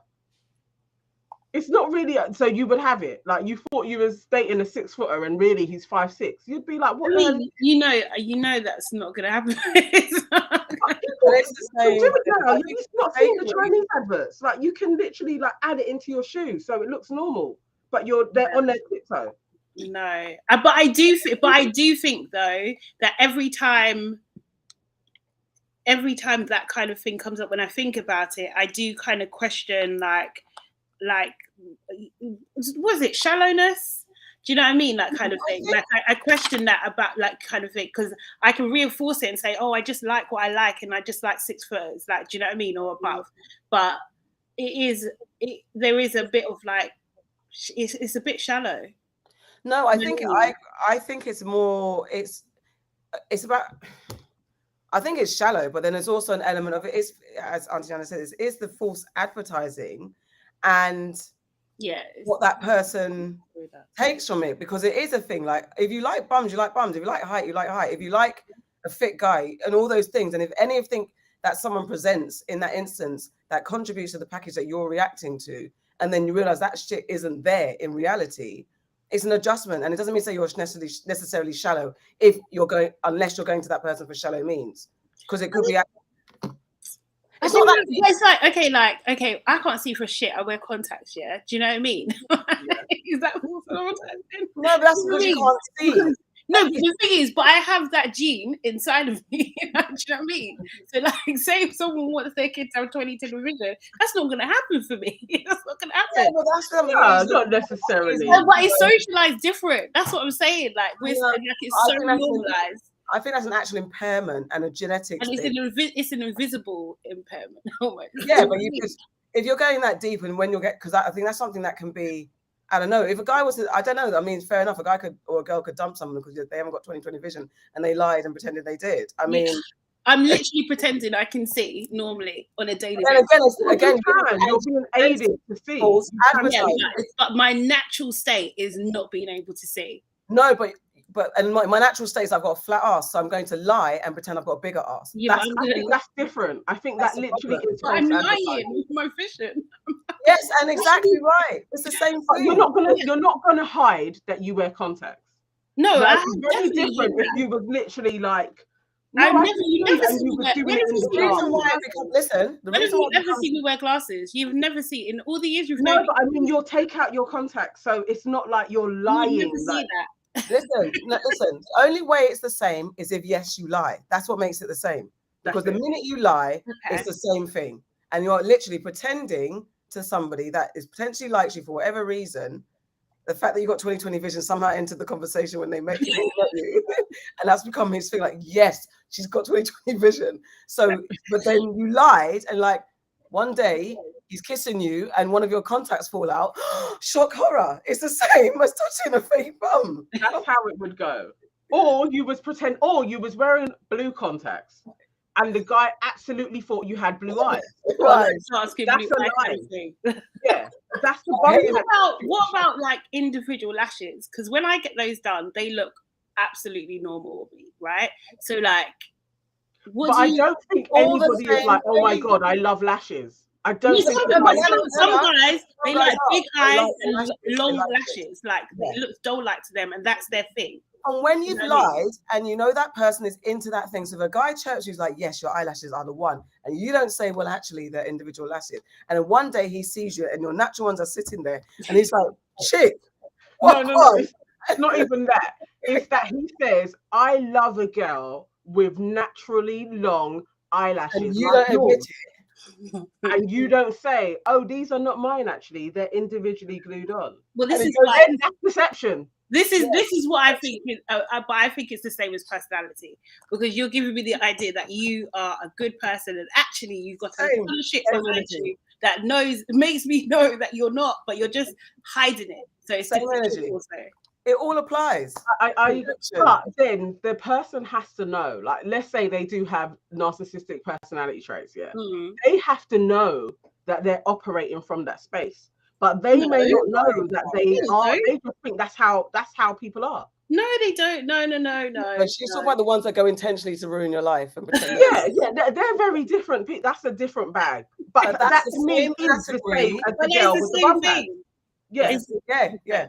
Okay. So we agree that we understand your problems. But you can't lie, guys. Like, if you're gonna wear a bum pad, I do think you got to say. Really? Come on. No, I don't think so. Not unless you're going to get serious. I just don't know. I don't know if you have to say. First rule. Go on. Sorry. No, go on. first rule, get good ones, because you cannot be in a situation where your bum pad can move. So get a good one. No, but I haven't tried. So and also, and then, because I don't know how that conversation goes, like, this is along the lines of declaring all sorts, your gender, your this, your that, and whether your bum is flat or round. It's a weird, I mean, it's a difficult conversation to have for anybody. So I don't know how it would enter the conversation, like, oh, by the way, good night, babes, my bum's not real. What about, like, you know, like you see these leggings that can enhance your bum shape and things like that. So if you take them off, they're not, like, is that the same thing? Is that a deception? I don't think they really work. No, those things that are supposed to sculpt. Is that what you're talking about? Like, yeah, they're kind of like they can have a line under and like they kind of bring everything in, so it looks like it's plump and it's okay. That's like shapewear. I don't feel that's too. No, but if you put those on and your bum's pow, and when you take them off, your bum is literally inside out and just dropping to the ground. The man is like, I never asked for that. That's gonna be like, he's got a right to say no. That's isn't that shallow? No, it's not shallow. No, it's the same as getting with a dude and he's got a chipolata dick. What's the difference? Yeah, it's not shallow if that's what you like. If you, it's not just so he should just take the whole, and it's up to him. He has to make the decision. Like, okay, I can handle because her personality is great, but her bum is literally at a 180 degree angle as opposed to being 90 degrees. It's a whole different person that he's getting into, because part and parcel of the aesthetics is what it is. Otherwise, we'd go out if anybody looks regardless, be damned. We need something to hold on to that doesn't make us shallow. Does that make you feel better? I don't know. I mean, it may be shallow, but I do think that it's fair to have, like, this is what I want, and I don't want a concave ass, and I don't want a chipolata dick. I think that's fine to say we're not compatible. It's cool. There is somebody for everybody. There is somebody that wants that. You just got to go out and find it. Mate, I didn't even know that was going to go that way. Okay. Okay, that's it, I guess. Oh, look, the new TikTok trend, that my massacre. Oh, we're going to do comments real quick. Yeah, do comments, please. I definitely want to do this TikTok tomboy. Okay, so Antoinette says, I think, yes, men have the right to be upset. Maybe women need to be upfront, or they'll be up for false advertising. I've seen some makeup videos where it's tantamount to fraud and deception. Women need to be careful, and I can understand why men would be upset. Essay says, isn't that the same as wearing a padded bra, though? I did say that yesterday, actually. Yeah. And Antoinette says, yes, Auntie Nana, false advertising. You're right. That's not okay. People are going too far with it, I think. Okay. I mean, it is the same as that padded bra thing. I think when people were doing the chicken fillets, that was pure fraud. Because, like, you're going to take off your bra and it's absolutely not what. But it's for a look. It's for aesthetic. Like, but that's why personally I don't go for those things, because I'm not a fan of the full deception like that. I don't like padded bras. I think I got small BBs. Deal with the fact that I got small BBs. I don't want to create something that I don't have in a way that someone could be attracted to me for that, and then I don't have it anymore because it's not real. That's a little. Yeah. I don't think it's fair to do things like that. And to myself, it's like my own self-esteem. Because I'm like, you know, I thought, and then the person doesn't like it. So it's a bit of a knock as well. Yeah. Me, personally. I don't know. Or maybe, I don't know. I think if you're dating, it's not right. Or if you're seeking to date, I think you're lying. And yourself, yeah. You're in a relationship and the person knows, do what you're doing. I just think it's like a look. Like, sometimes I just want a different aesthetic. Like, do you know what I mean? Like, and just do different outfits require a different silhouette. Like, I think I agree with. I think it's dependent on if that defines you, right? And you're trying to present like this is you every day to day. I think that's what it is. It's whether you wear a weave, you wear your hair natural, or whatever, but you're not afraid to show the real you in a way that's humanizing, rather than sticking to a fake aesthetic that presents something that you're not, and either you're trying to play catch up to it and you're really insecure without it, which is damaging, or the person that you're trying to attract doesn't get the real you, and that could be potentially detrimental to the situation you're trying to get into. In the bits in between, it's like an outfit. Sometimes you got to put a bit of tip tape on or some fillets to fill it out, because that's the look for that dress, and maybe that's your outfit. But it's, I think, the day to day, you're trying to get someone. I think, I don't know. And again, it doesn't have to get that deep. I mean, that's exactly what it is. It's if you're maintaining it, that is the same as somebody being really deceptive in a relationship, because you're just continuously lying. I think that's the difference. Just creating a look or changing your silhouette from time to time, that's not that bad. But lying that you have breasts when you don't, that's bad. What do you think about cosmetic surgery then? So when someone gets a breast implant or something or two, but it's in them now. That's them now. No, but it's not naturally though. It's the same. But then there are guys that say, I don't want that in it. There are people that are literally like, no, I'm not for that. But I think you need to be presented with the truth of the matter to make a decision and not be kind of lied to about it. I think it's something that's not removable, because at least it's like if you can remove it and it changes the aesthetic completely, rather than if you've got false implants. The only thing is the argument's the same if you're saying these are mine, I never had implants, and you lie about it, and then something goes wrong. Then one day it's like, well, yeah, I did. That lie there, but you don't even have to necessarily disclose it. But if the minute it becomes a point where you're lying about it, it's the same situation. But at least with the tits, they're there, like a bum implant, they're there. And it's not like you go into it and the person's hugging you, kissing you, then the tits are gone. Like, you know, what's it? I've got to get you sucker, when everything and then she's just left, you know, everything's gone. Then it's a bit like, even though that was a horrible dig at women, disgusting dig at women. But I get the sentiment. Yeah, I don't know. I just don't think.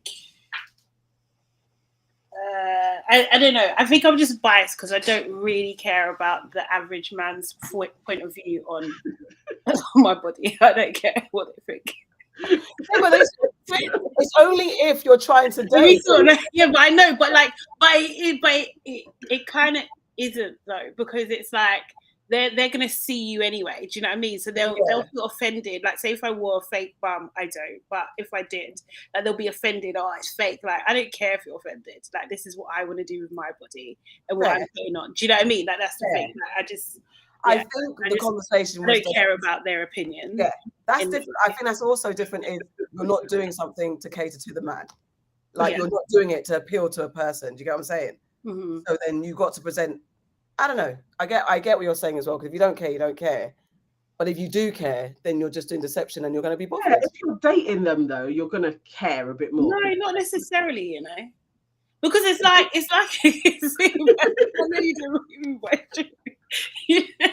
The only thing is, like, I get it, but it's like if it was like you got to the point where they've cracked your icy cold heart, and you want to be with them now. How I look, do you know what I mean? Like, no, but I think there's and also as well, if they're concerned so much about how I look, then they don't like me. Like, do you know what I mean? They just like my look.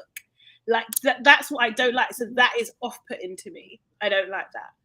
I understand that. Any type of fetishization, or you'll just like me from whatever aesthetics I bring to the table.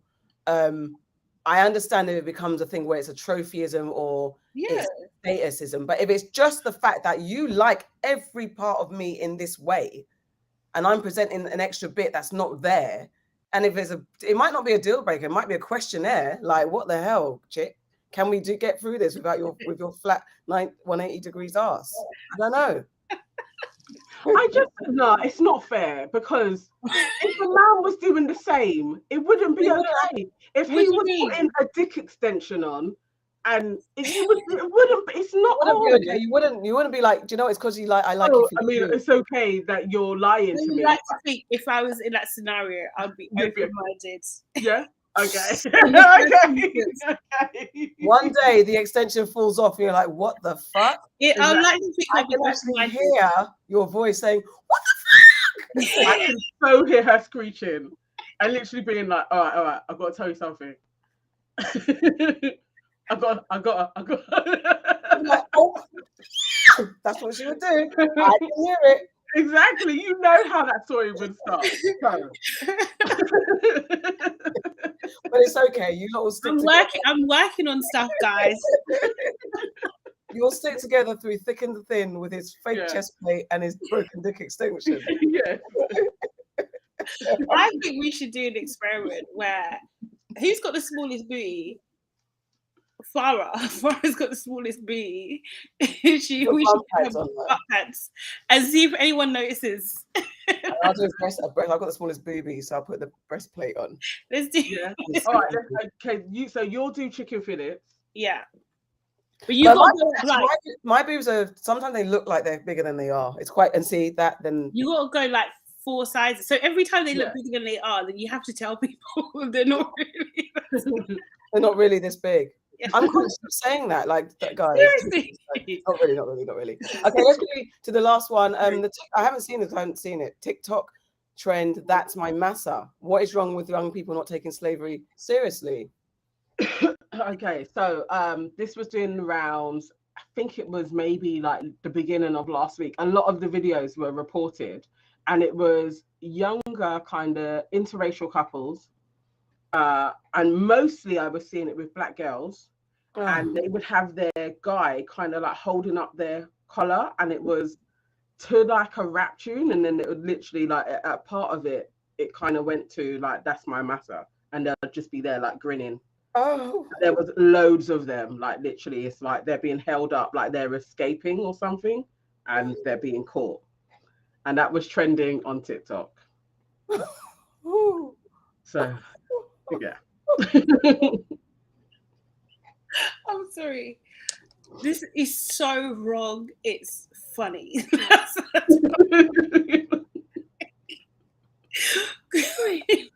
Oh, no, I've just Googled it and I've just seen in just the stills. There's one guy with his hands mad. No. You know, this is the part where I want to get off the train. This is why I say we need to do something to remove ourselves from the tentacles of poison that are in our brains that makes us think that this is okay and it's funny.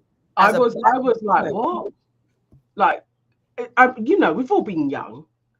I didn't think it was real until I saw multiple videos, and I was like, nah, there's something wrong. No, it's not one. It's like, but any guys listening to us, like, Google it. Like, it was an absolute trend.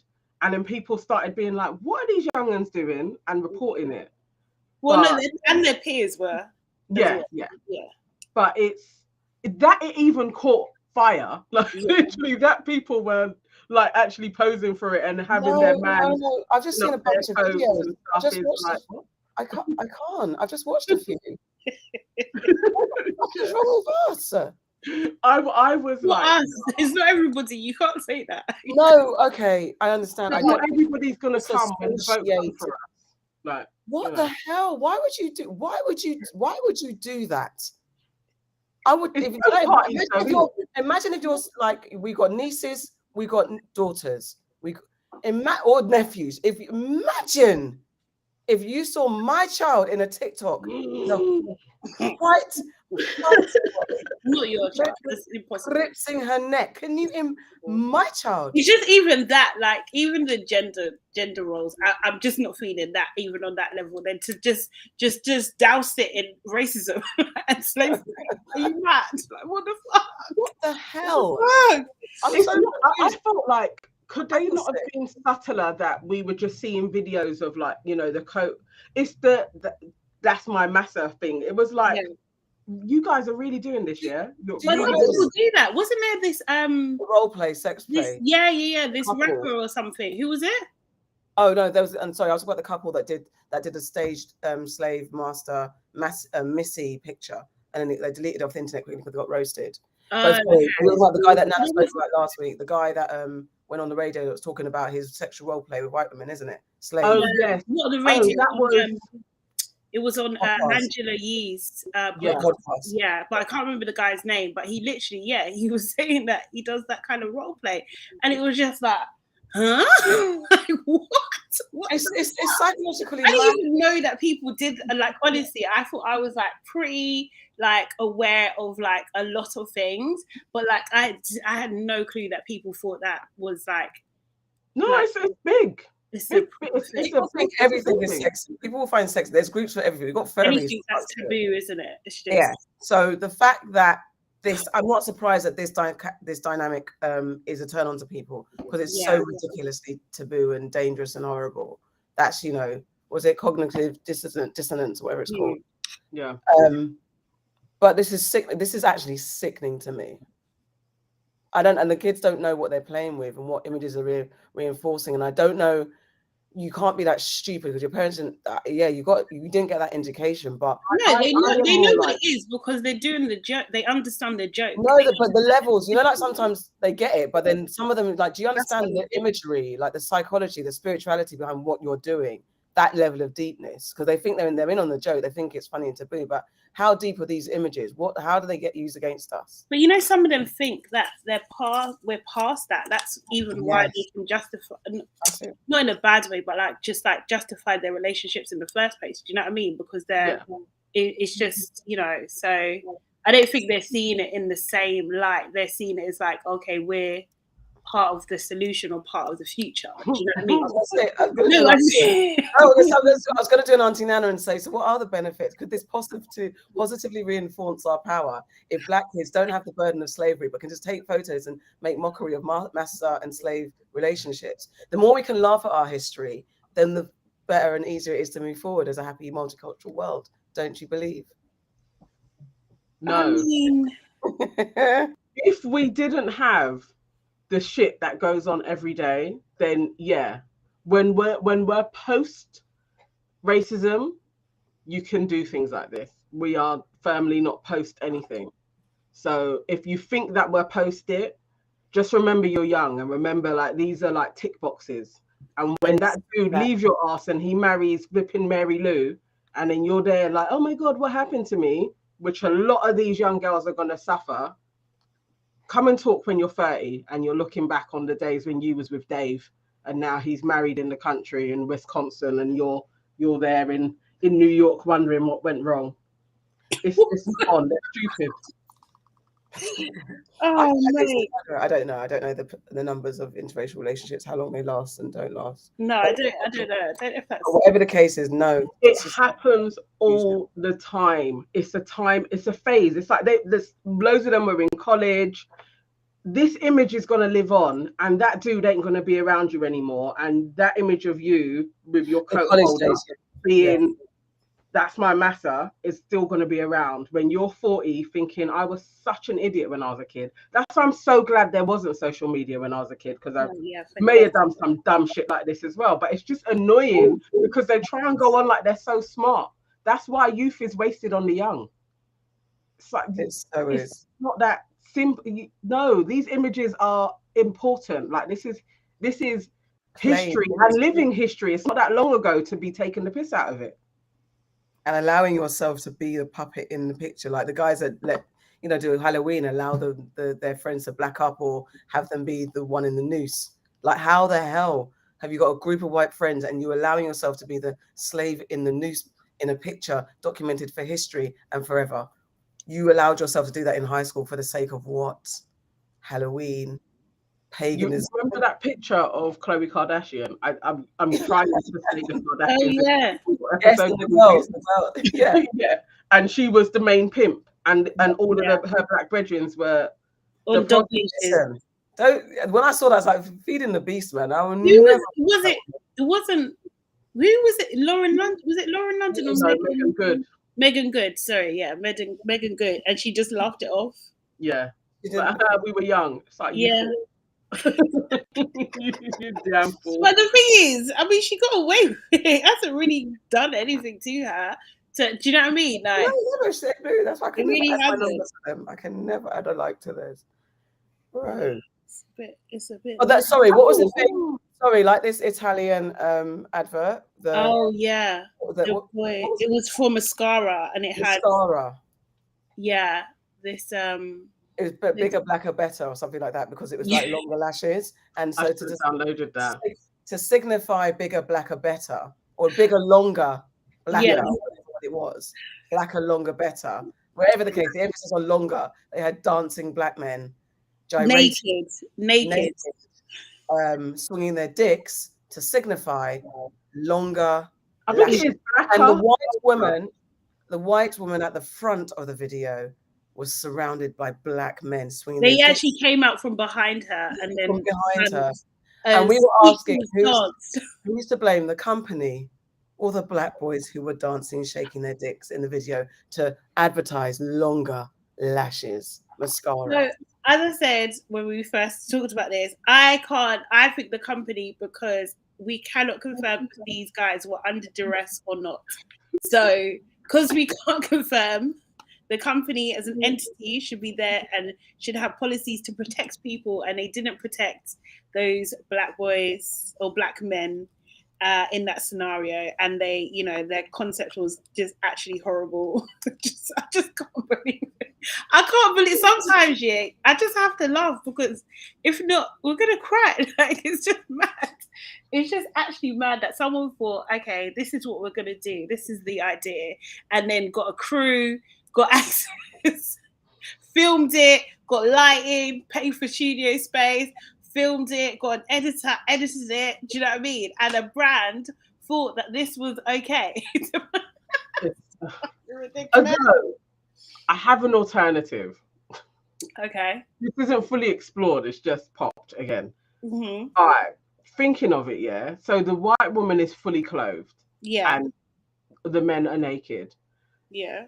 There's not much difference to hip hop videos where the men are generally fully clothed and the black women in it are usually quite naked. So if you're in the boardroom talking about it, can you not be like, this is out there, this is a part of their culture, we're just spinning it round? Of course you can, and they will use all the words to justify it. But the fact of the matter is, we're at this place in 2022, and unfortunately, what we know, what we believe in from the UK is that there are other European countries who have not got their racial laws in place in a significant way, and lots of fuckery towards the image of black people is allowed to happen rampantly, untethered and uncontrolled. So, could possibly have been a reasoning in the boardroom, but I doubt it. They just went, let's get some black people. Sorry, I'm not going to try and do an accent. No, but with their dicks. And that's the advert, because black men have long dicks, black are longer. The pun is there, the sex is there. Every intention to glorify the stereotype of black men being longer and blacker.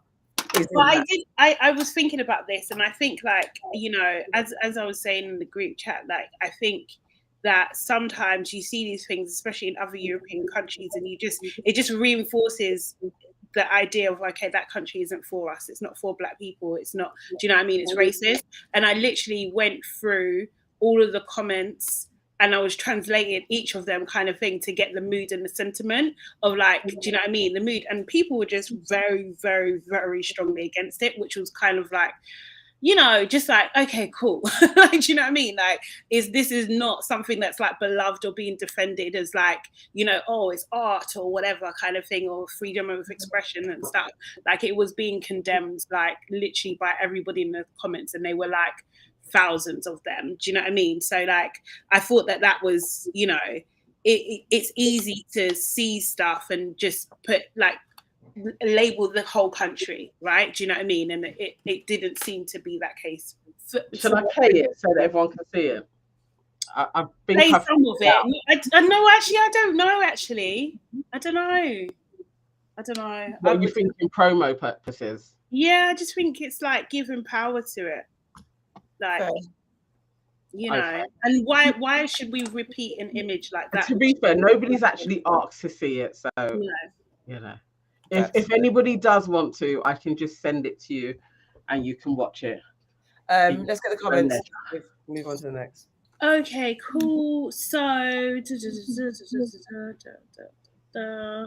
okay. Gracious Greatness says the massa phenomenon is problematic, to be honest, and also says some of our younger ones are so naive of what the deeper meaning of things are. Red Border said these videos will haunt them, and Gracious Greatness says, yeah, there's nothing new about IR relationships, relationship thing. Back in the day, we used to call it jungle fever. We don't use that term anymore. Thing is, they haven't fully grasped or comprehended the thing. Everything is a joke to them youths. And Candy says that Italian ad has got some Jessie from Little Mix vibes. She would do that. She would like recreate that. There'll be clothes, but there would be a recreation of that type of vibe. Miley Cyrus would have done it. I'm sure she did something similar. Was it Miley Cyrus? I think at least there they would at least throw in like an ambiguous, do you know what I mean? Like kind of thing, like a person. Longer, Maybe blacker. do you know what I mean? There'll be a white one just to make sure that it's balanced. They wouldn't. I get what you're saying. Like these guys just did all the shades of black. They did actually go from, they went from the darkest was behind her, then they went to the lightest at the other end. They checked, listen, bro. That is so bad. Imagine if your family member said, yo, I got a new job. Don't you dare. Don't you dare, please. Why you always got to bring it close? Like... Because of what you do. You know them times when you're just in your house, like on your own, I'll just be weeping. I'll just be weeping in the corner because there'll be nothing I can do. The shade, oh God, it'll just be too much. Would you troll them? I feel my first thing is, I don't know, I think I'm going to be like a cowardly troll. So I'm going to let them know that what they've done is shit, but they're not going to know it's from me. And I'm just going to create loads of accounts and just troll. I'll just troll them. No, I would cuss. If it's anyone in my family, what I would do. Any of the guys in my family, like, what the fuck are you? I think I got that relationship. I was like, don't, what are you doing? If my nephew came and said, Auntie, he knows me already. I cuss him already. There's no way he could say I've done this job and I'm naked in an advert for mascara and it's called Blacker Longer or whatever. Blacker, longer, stronger. I would be like, and he'd actually, I can imagine if he did that, which he would never do, he would be laughing because he'd know the response he'd get from me. It'd be funny. All right. Okay, is there anything else? Should we move on to the final bit? I think that was all of them. All right, what's made you sad, mad, and glad this week? For me, the Buffalo shooting has made me sad because I put it there in sad, but it's not a question of sad, it's angry, but it's also a little bit of apathy because until shit changes, this shit is going to keep happening. And white people have a lot of work to do. They do. So it made me sad, but also slightly like, not again. Mad, the weather, and Auntie Nana's weather source is not having the accurate information. I'm sick and tired of it. Auntie Nana, can you shake them up, please? Apparently it is next week. I mean, no, but it is this week. Apparently it's like, I think it's Wednesday where it's going to be the hot day, like 24. All right, okay. That's not hot for you, but it's just going to be another one-day thing. Sorry. Okay. I'm also very, very glad to spend time with the aunties this weekend and to be on Kojo's The Rap Party podcast. It was very fun, and the aunties haven't been together forever, and it's been fun. And also I went to see Aunt Chris Rock with Auntie Farah and my cousin and his missus. That was phenomenal. We got to meet Chris Rock and a beautiful Angela Bassett. And yes, shallowness be gone because she is amazing and very lovely. And we spoke to her too. Saw the guy, Sasha, who played Ali G, ignored him because I'm not over Ali G. But yeah, Chris Rock did not talk about the thing. And I don't know if he's saving it for his Netflix special or if he's just not going to talk about it. I kind of don't want him to talk about it. I think that'd be quite powerful. But he didn't talk about the thing. But it was a very good set and quite funny. I think, oh yeah, and one thing, I didn't get your names, and I'm sorry, ladies. There was a lady who stopped us and says, oh my God, I listened to your podcast. I love the podcast. Your aunties could never. And I was rushing because I had to follow someone to get to backstage. So I didn't give them the full attention, but she said, I just listened to one today or yesterday. So she's a true fan. So I just wanted to say hello. And it was good. Yeah, thank you for pointing us out and telling us that you love the show. So saying hello to you, the lady that stopped me at Chris Rock and said, I listened to the show. Oh, and that's it. Yes. Lovely. Nice. Auntie Nana, what's made you sad, bad, and glad? Okay, so same, the Buffalo mass shooting.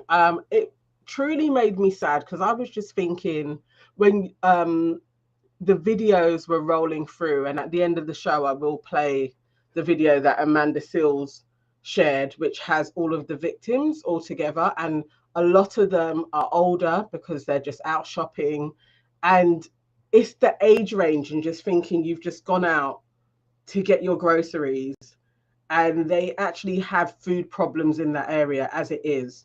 Like they're in a part where there is a bit of a food desert and they don't have many shops. So this is one of the only ones. and it's a very black neighborhood, and it just hurt my heart that you can't just even go and buy groceries without this looming white pathology on your doorstep. So yeah, my heart just bleeds for their families and the ones that they've left behind. I was super mad at the MP and safeguarding minister, Rachel McLean, suggesting that people who are struggling should just do more hours of work or find a better paying job. Like, her face, you know, if you could just squish someone's head, like literally, like, you're so infuriating. They are truly trolling us. And I just hate the government, like most politicians. I can't even think of one where I think, oh, they're doing a good job in any way, shape or form. I can't stand them. But this to me was the height of just, it's disgusting. It's such a disgusting sentiment to tell people to work more or change a job. Like, they wouldn't be trying to do that anyway. Like, what type of shit is that? And you're an elected member of parliament and you're paid by taxpayers, and you don't even do anything, and you're telling people to be like, work more. Bullshit. Like, so Rachel McLean is disgusting. So that pissed me off. And super glad to be on Kojo's podcast as well, The Rap Party. The episode is out now. It's up, so please watch it. Please leave a comment.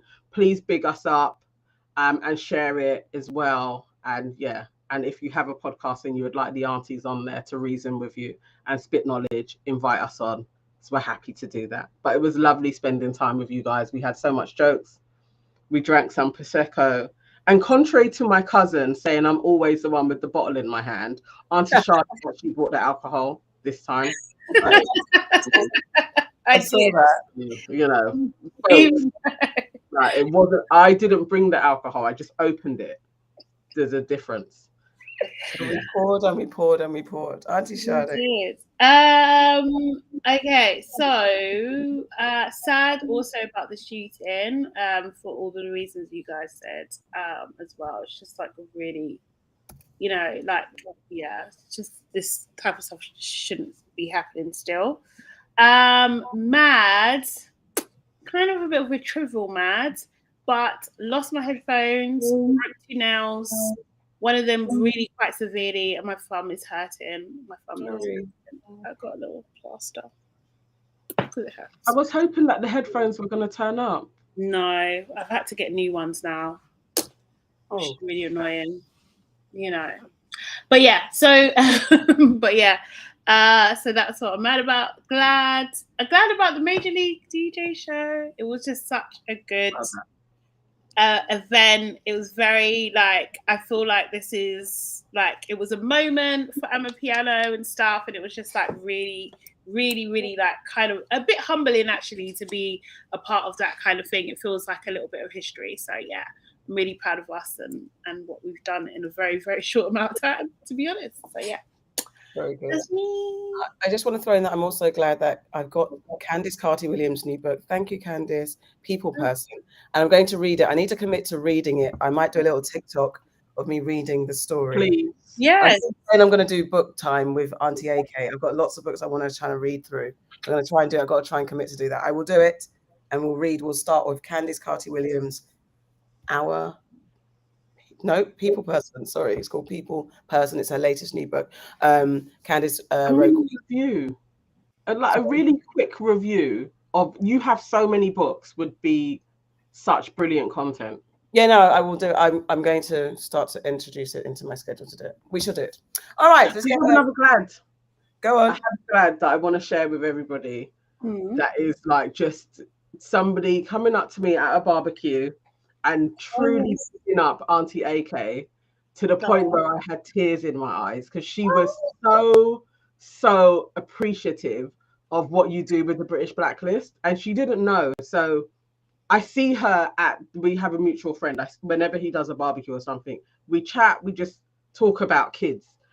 But she, I was telling her about doing the podcast and really wanting to move into production. And she told me that she's going to Identity. And I was like, oh, I would also want to rekindle acting. And then she was like, so what's your podcast? And I was like, oh, it's called Your Aunties Could Never. And she went, no. way. No, I've seen that on the British Blacklist, and I love the woman that does it. And then she was telling me how she uses your resources every single week with her kids in media. So they go through your posts, they're up on her wall as well. So she prints them off. They watch films that you recommend and they discuss it as part of the media plan. And you was the hero in October for Black History Month. She had another woman as well, as you and another woman, another Black British woman, were up on the wall, and the kids were like literally like saying what they appreciated about your platform and everything. Just there, just like, you have to meet her, and she'll probably come and do a talk. Yeah, but I really wanted to record her as she was telling me all of this. I'm not doing it justice. Like Tony was, it was just such a brilliant kind of just what you do. Like she just summed it up perfectly and got the mission in its entirety. It was a beautiful moment. So yes, I will put you in contact because Russell has her number. He had his phone because he was smarter than me. So yes, definitely I would love you to meet her. But she just had all the feels for everything that you're doing and had the highest praise. That also made me super glad. So well done for plugging away for 10 years. People are watching, and just think you're making a difference for people in education. It was lovely. Why are you hiding? Because I've got tears in my eyes and bad man don't cry. I don't like it. Because I was going to say, because you know what touched me the most when she said about school, because I've said that I wanted it to be a resource as well for schools. I'm not there yet, but the fact that they're finding ways to utilize it. This is it. Yeah. Amazing, because that's education. I want this to be like an archival thing where you can refer back and see where we did the fucking thing every day that we put a post out. That's the legacy and the history of us in the UK. So hearing a teacher say that, my throat's a little thick, guys. You didn't tell me it like that, and so now. Well, it's because I was writing it, but I was so excited in that morning, and also, you know, still drunk from the barbecue. But I was like, oh my god, like this happened. But yeah. And then you told me to get ready for the show, so I had to like get up and get dressed. Oh, I mean, I'm very glad you said that. It's you're always reassuring. You know, for women, I say women who are trying to do our own thing, trying to build our businesses and, you know, live out our dreams. It's damn fucking hard.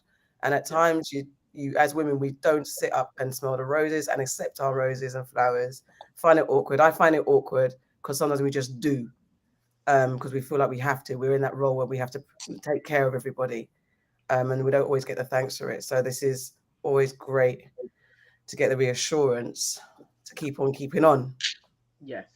Especially when you don't want to. Keep on keeping on. It's being used. So, right. Yeah.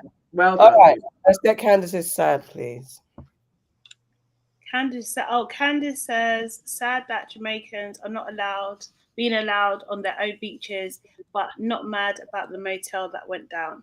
Candace, you need to tell me what happened. What motel went down? I have not heard this story. Have we not been allowed on? Jamaicans are not allowed on. I saw the one that was the white woman that was doing the most, and there was something about a beach in a Caribbean island. I think maybe it's that, but I don't know about the motel that got burnt down. That Candace isn't mad about. Please expand on that. You have to tell us more. There's definitely, like, because there's lots of land where they privatize it, and then if you're a local, it's like you can't get onto that part of the beach. It's just for the people that rent out the houses. It may be one of those. We definitely experienced corridor business. Yeah. You know how I feel about corridors on luxury flats. Okay. So this is our beach. It's our beach on your land. Yeah. You can use it. So it's like when you're a local, you can't go onto that piece of the beach, and that to me is disgusting. But I don't know. I haven't heard this story though. I've not heard it. All right. Okay, guys. Well, thank you very much. This has been your Aunties Could Never. We don't forget to like, comment, and subscribe. Follow us on all the social media platforms. And if you'd like to listen back to us whilst you're doing a spring cleaning and such, organizing your files and documents, please driving, very good, or commuting, or whilst you're at work and you need a sensible conversation to drown out the noise of your horrible racist co-workers. Put us on any major podcast platform. We are there, soothing your ears with our dulcet tones. Candice has come back to explain. Sorry. I'm sorry. Yeah, so Candice is saying Chinese owners of a motel banned Jamaicans. They made it for Chinese and white visitors. Oh, it's horrible. Oh, mate. Mate, the problems of the other colonizers. What are we going to do, man? Bro. Anyway, okay, we're supposed to be on a high note.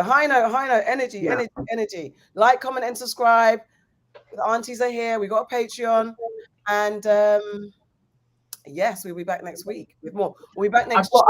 I've got a question to ask. Why are you so What's going on?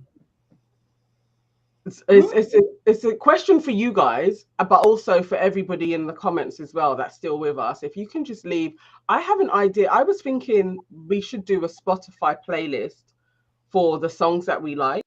Yes, that's a good idea. Keep on contributing to it every week. And if people in the comments would do the same as well, and then we could build a really good playlist for us, Gen. Are we the X's? We're the Fantasticers. No, we're millennial. What? No. Are we ex-millennials? No, we have a no name. Technically, I'm a millennial. Yes. So you, Auntie Nana. Auntie AK and Auntie Farah are not. Are they not? No. Because we have a different name. Ours is even We're more millennials. preferable. We're old millennials. Gen X. No, they're giving You us guys a are Gen name. X. We're Gen X. You are Gen X. We're not the same. No, it's called Zennials. We are Gen X. It's Zennials, and it's literally from 1975 to 1985. Oh, They're classing us as Zen. I was reading the thing, man. Okay, someone's remixed that because it's Gen X was 65 to 1980. Yeah, so I'm a millennial then. And millennials were born in 81 to 94. Yeah, that's me. Yes. And then they categorize So it's only me. years as Zennials because we had the biggest change that influenced our teenage and childhood years that nobody else has experienced. And they called it Zennials. Right. So the Zennials are what they say. There it is. Issy is just saying it. Zennials is a thing. I'm not even making it up. I've not heard it. Zennials are the generation between millennials and Gen Z. So they're a mini generation in between. Okay. Yeah, so you might fall in that. I was thinking it would be lovely if we actually just created a playlist because I think our tastes are slightly different to the older lot and the younger lot, and we can create something special. Fine. So guys, contribute your things, your tunes. Every week we'll have a moment of reminiscing about the tunes, and it might be a chance where Auntie Shadi gets to sing, or probably me. Hmm? Sorry, how do I? What? What me? And on that note, let's go. Good night. Bye, guys. Thank you for joining us, guys.